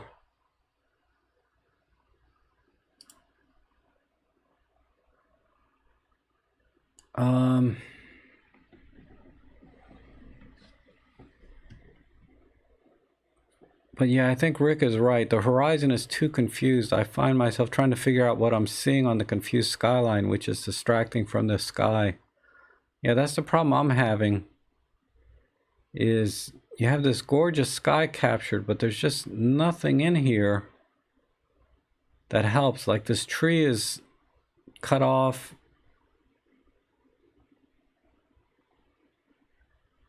So I think that's where this image is lacking, is the foreground. So all I can do is crop it, but I think exposure wise it's fine. It's just the silhouette needs some kind of purpose other than how busy it is. But that's all I can do with this.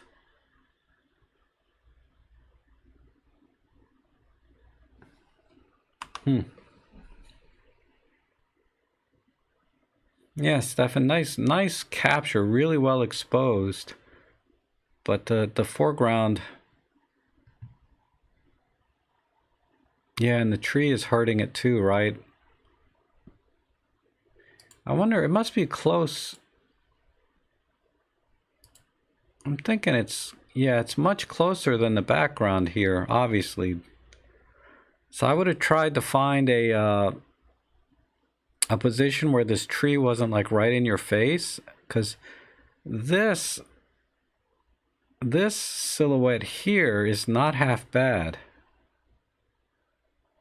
But then you hit this, and then the silhouette picks up again here, which is kind of nice. Because you can see all the way to the back. But with this tree right in your face, it's like... it's kind of like when you go to a movie theater and somebody's sitting in front of you and blocking your view of the screen.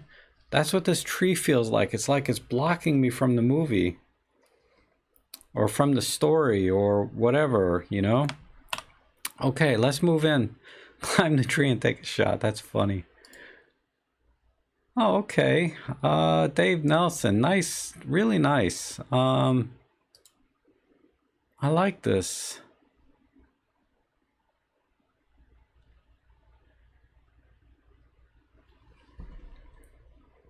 It's a little bit soft. I think we're gonna have to go full on soft. Let me look at the EXIF data real quick.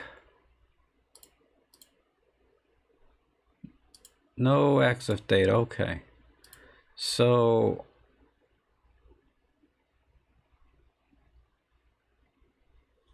yeah, slight tilt and a little bit softer. Because it's not sharp enough anywhere. It's almost like he used a vintage lens to take this.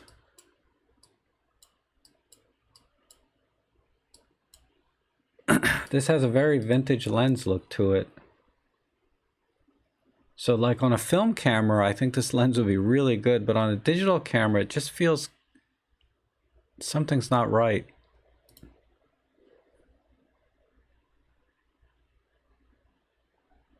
So I gotta straighten it a little bit though. It just feels crooked.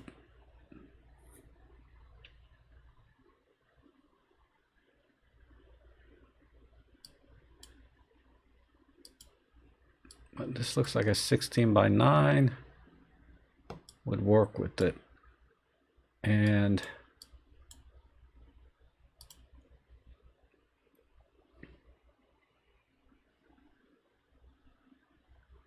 then go a little bit softer.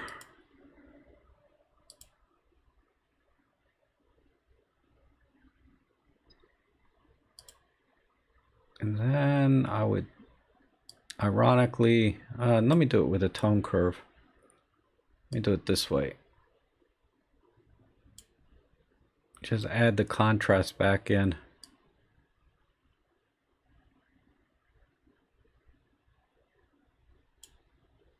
Dang it, this needs to be straighter somehow. I mean, I know this is probably how it was, but it just feels crooked.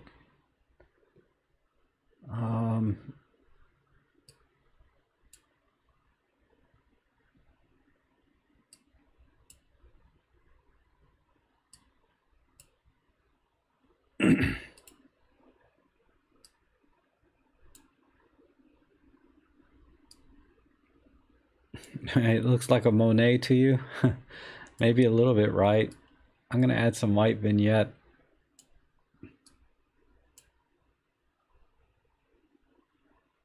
I wonder if the white vignette in here is better. Let me see. That might be too strong. That's a little bit too strong. I like manually doing it.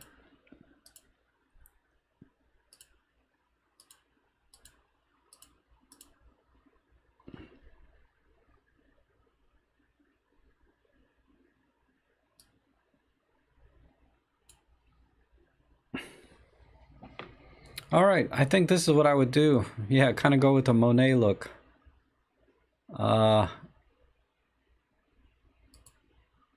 flowers the third, sky the third.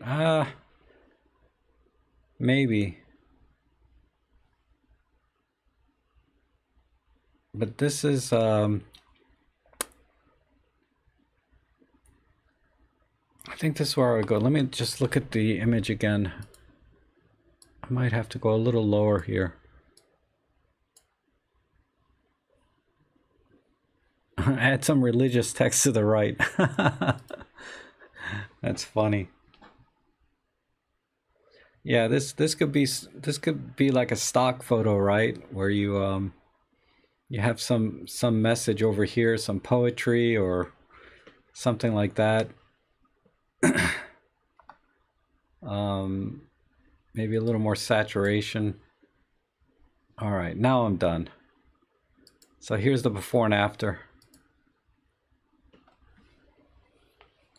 Yeah, I like it. I like it now.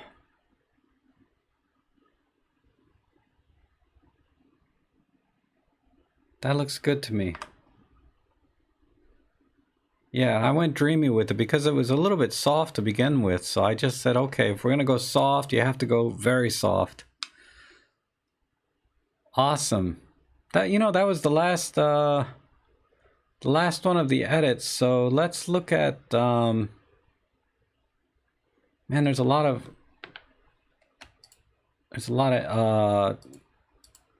things here submitted. I need to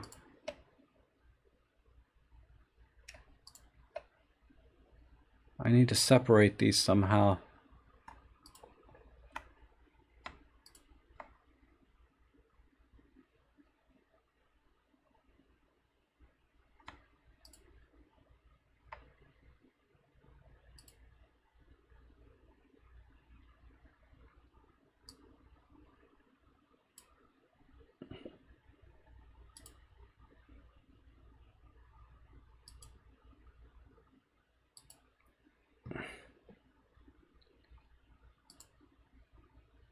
Oops. All right, let me get rid of these.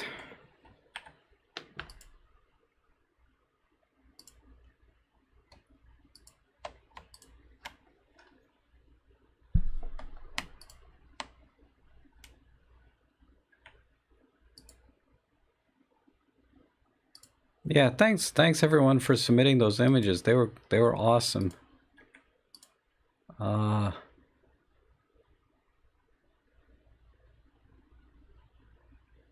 Okay, I think these are everybody's edits. Where's my original? Let me pull up the original.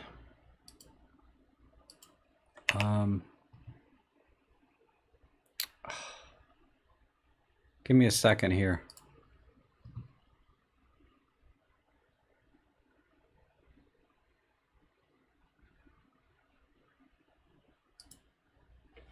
Let's take a 1 minute break here while I find the original image.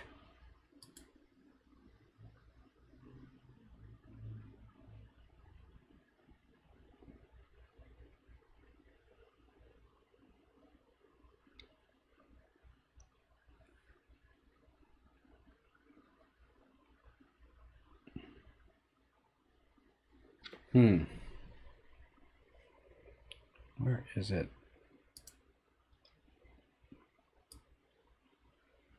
Oh, it's right near here somewhere.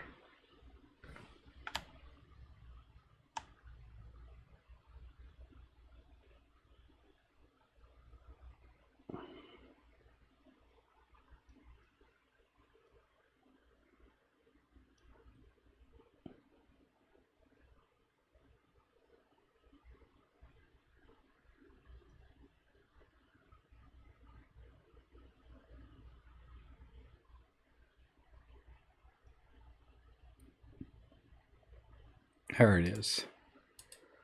Go to folder.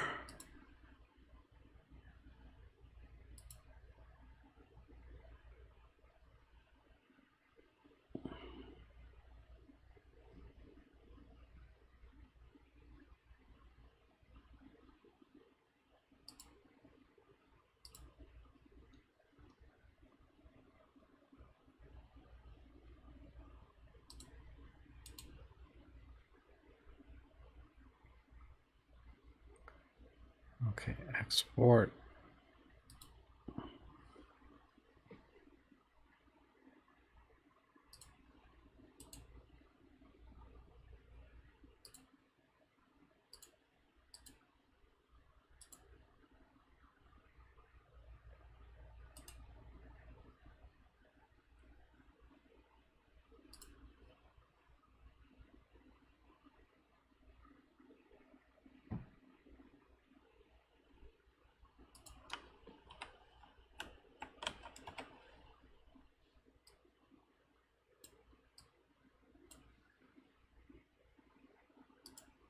Okay.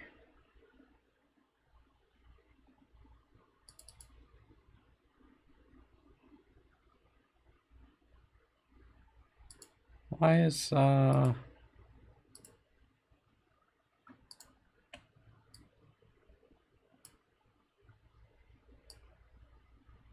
not know how to drag things? There we go.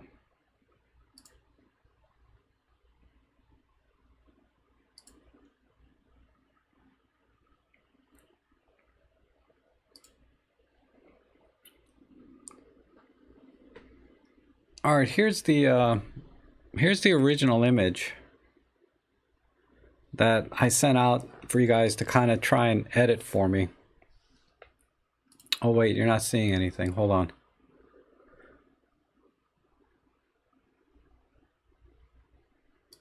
There we go. Where's the... There. All right, we'll see you guys later.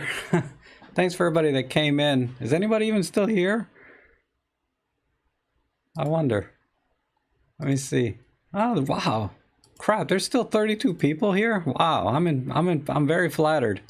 All right, let's let's take this this is the image I sent out for you guys to edit. It's one of mine.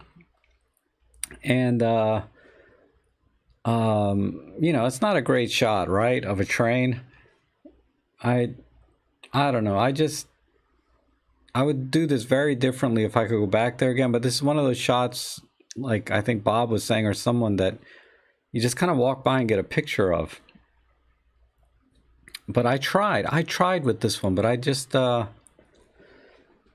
could not. I didn't see it that day. I was off, you know, I was off my game, so to speak.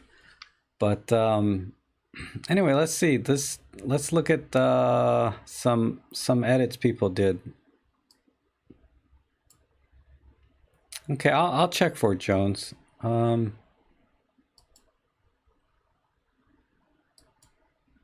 Let's see. So original on the left here. This is the edit on the right. So it's just a square crop with some color.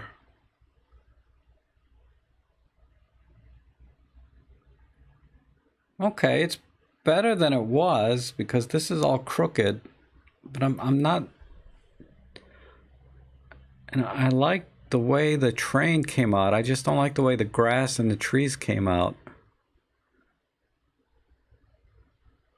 But I like the bluish tint on the train.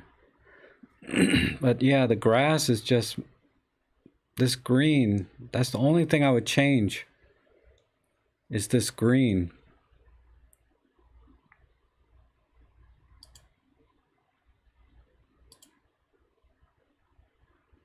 But other than that, I like what you did with the contrast and the color on the train. This was I'm not sure who sent this in. Can't tell. Darren. Yeah, this was, oh, Darren sent. Oh, hey Darren. Yeah, so Darren, I like the color of the train. What have I got against trees? They're not straight. That's my problem with trees. I love trees, but they're just crooked all the time. There's some older edits here. I'll do those last. Let's see. Let's look at, where's the next one?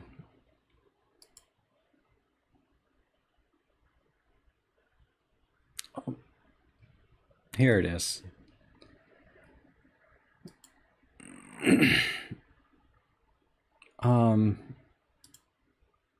So we'll make this Where's my original?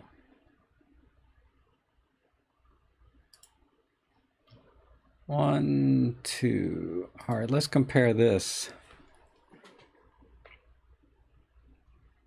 Okay. You know, I think the problem with this train, I noticed that when I was editing, is this seems to be crooked compared to the rest of the train. And that's a problem with old vehicles, right? They kind of twist and turn a little bit. But that's what's throwing me off here. I would straighten it a little more.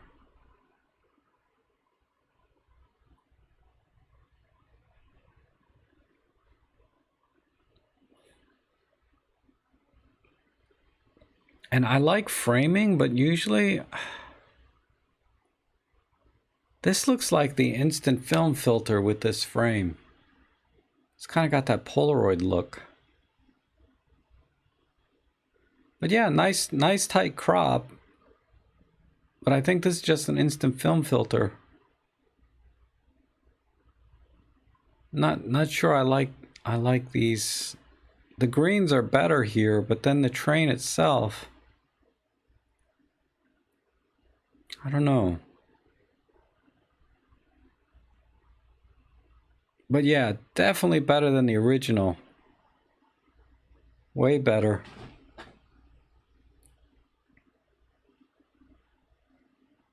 Okay, nice though. Not bad. Who did that one? Oh, this is Bob. You went for a hand-colored effect. Okay.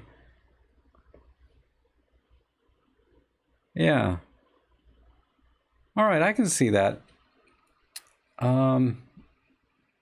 Let's see. Let's look at this one here.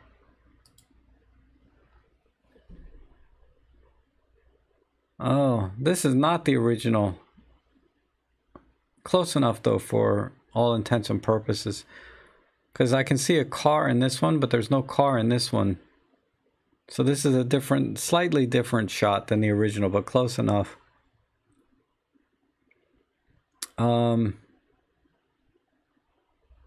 Okay, good sepia. I would just crop it a little bit more to get this fence out.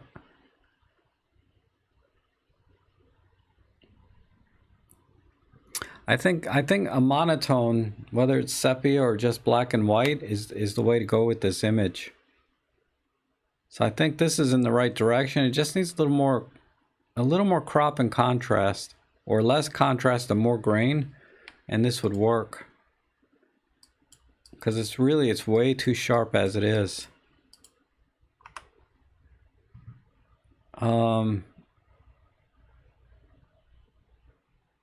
Yeah, you're right, Plato. Trains stand for Industrial Revolution in a pastoral setting. All right, let's try this one. This one is from Shaheen. Okay. Yeah, this is a little more what I'm thinking. This is closer to the direction that I went. I went with a monotone, but this is still a tiny bit sepia looking. But I like that you kept all of the wheels in.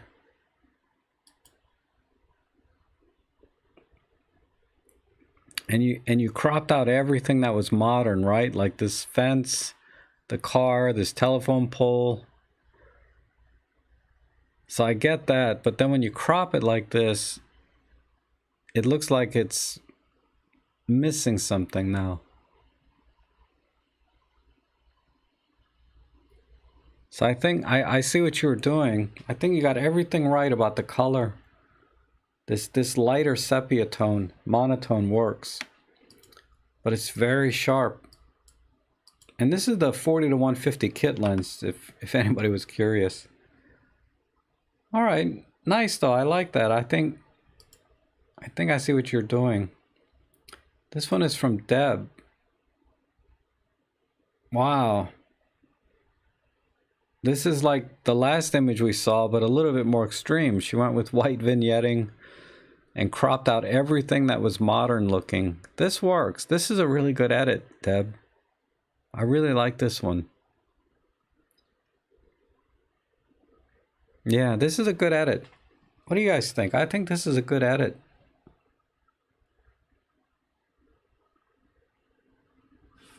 Nice. Really good edit. That one works for me.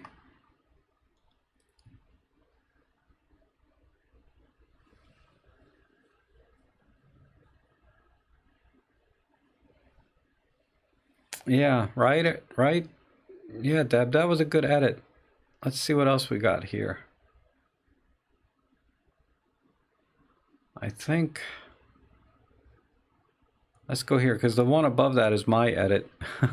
We'll come back. We'll do my edit last. Yeah, this is another good edit. Who is this sent in? This was from Serge. Yeah, this is a good edit, Serge. I like this. You actually went a little further and brushed out the car and the telephone pole. And then you cut out everything else that was kind of modern. This is a good edit too. I mean, if you're gonna go through the trouble of brushing out though, I would have brushed out this fence and gotten a little bit more below the train. That's the only thing I would do different, but this is, and you really did a good job with the tones. This monotone is really nice. It's kind of an off sepia color. Good contrast too. I like it a lot. That's a really good edit too.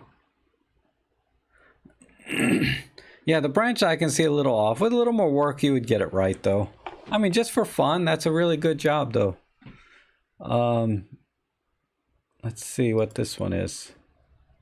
Okay, this is the other one you sent, Serge, I see. Okay, so this is what? This is kind of a miniature effect. Again, just basically trying to get out the modern elements and isolate the train, right? This is kind of fun too. I would just straighten it a little bit. That's it. And what's throwing it off is this rail in the front. I think this rail is crooked compared to the rest of the train. But yeah, I like that edit too. That's really nice.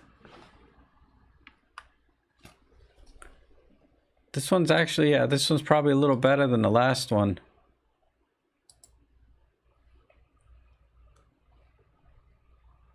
All right, let's see what this one's sent in by Robert Polton. Oh, another regular for my channel here.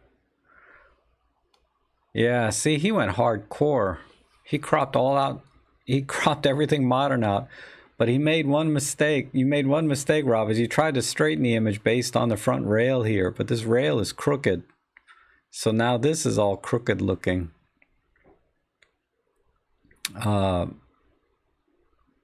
This is not a 90-degree angle from here to here. But anyhow, I like that you made this photo really old. You applied some kind of old film filter, it looks like. Because the textures here are very uneven. Which I like. I like it. Nice edit. Yeah, now it's a rusty looking wreck, right? This is a good edit too. I like all these edits that are coming in. Those are from last week. New ones from last week. I'll talk about those last. All right, this one, yeah, we talked about this one, right, Darren? Yeah, just the green grass is messing me up.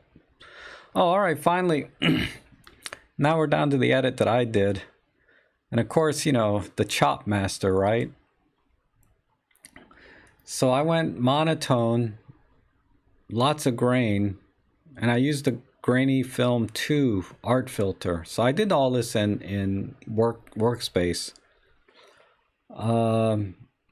Not a great, it was just a quick and dirty for me. I liked your guys' edits a lot better than mine.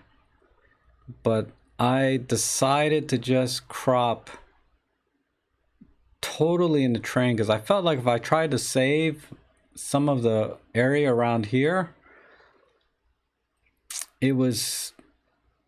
I'd have to bring this fence in and brush this fence out. So what I decided to do is cut off half of everything but keep everything in, meaning you can still see the rail, you can still see the front, You can still see the little horn or whatever this is. This might be a light.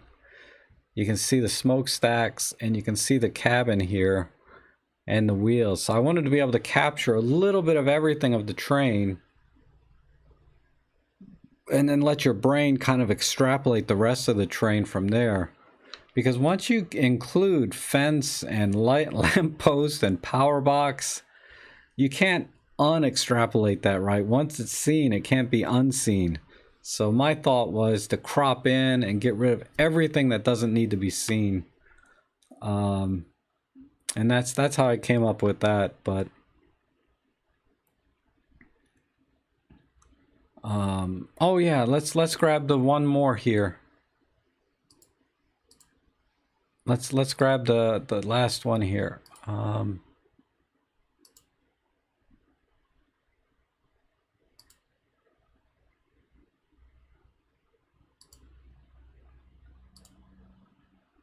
Wow, people have submitted several images since I downloaded.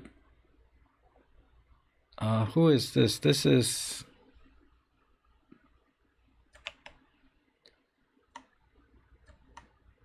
Sorry, I'm just trying to see who... John is 63. All right, let me see if I can find that one, because there's a lot of images in here.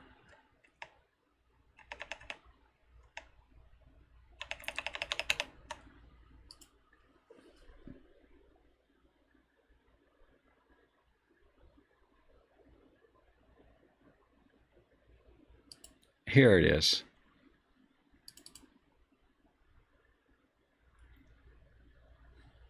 So we'll just do a quick and dirty on this one. I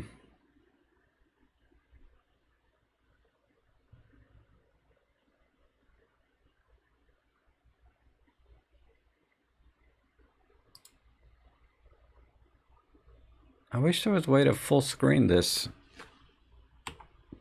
There.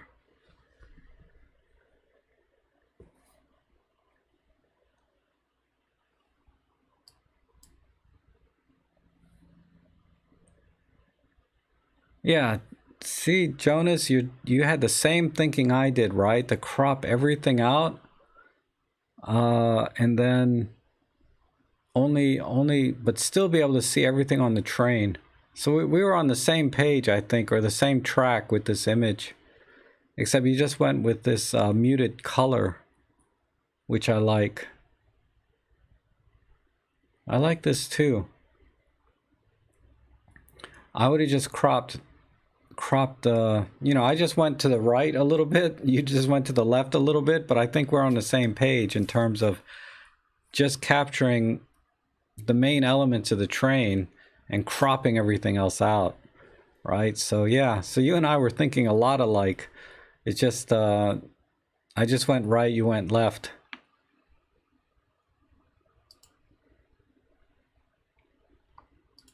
Okay. Whoops. Let's go back to...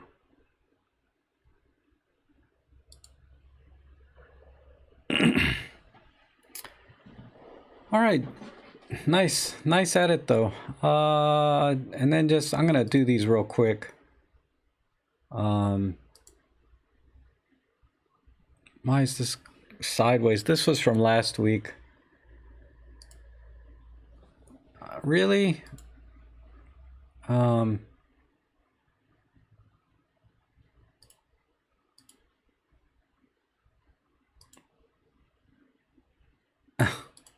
That's why it's doing that. There's an update. It's crooked.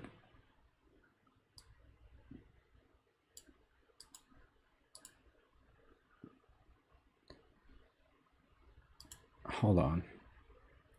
I need to do it with this. All right, this is not bad.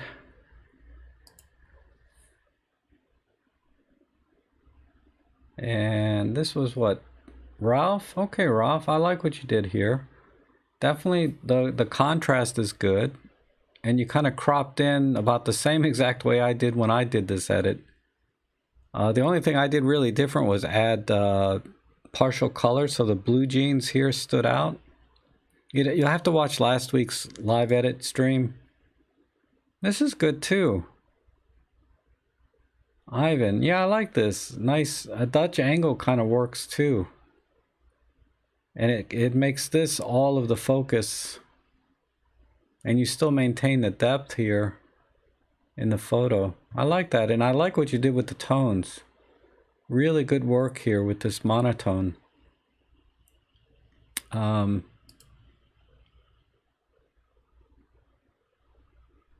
Trevor, wow, I think the contrast is a little bit too heavy because it silhouetted these guys out, and I don't think that works.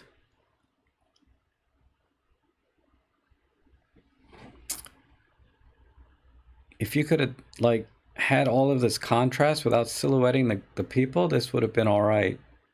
Because I do like the way these lines are coming in, these shadows.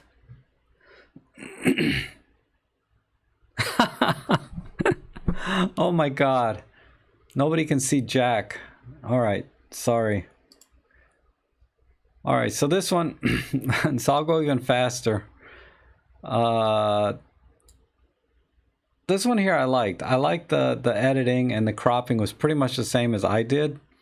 Except I went with a partial color and went blue lines here. Or blue jeans. I went partial color with blue, so the blue jeans stood out. But this is very similar to the edit I did on this picture. And this one I liked, again, this Dutch angle.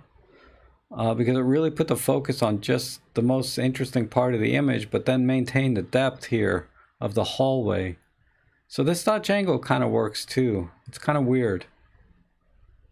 And then this one here, I was just talking about how I like how the shadows really draw your eyes to the center, but I didn't think this silhouette worked too well. So if there was a way to keep all of this around the edge, this vignetting, and not silhouette this guy, this image I think would have worked better. But overall it's an interesting edit. I think it's definitely a direction you could go if it were not for just this one thing. And then this one, this is a partial color of just the orange. So this, I don't think this was done in Workspace, but honestly, I like the tones here in the monotone.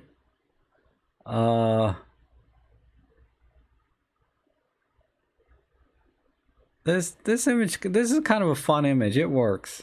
I like it. Yeah.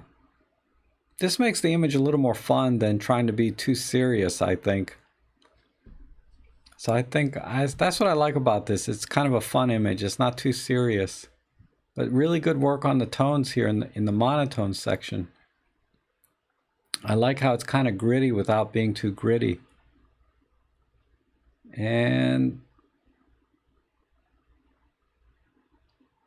that's it. Okay, I'm gonna call it because I'm really tired. I'm really hungry.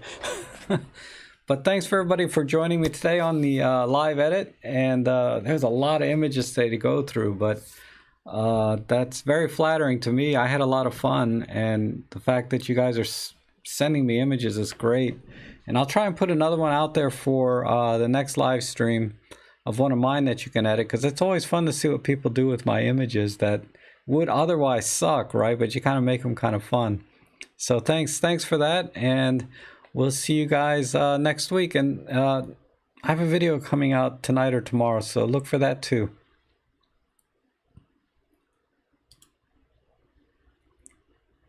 I never can end these things right.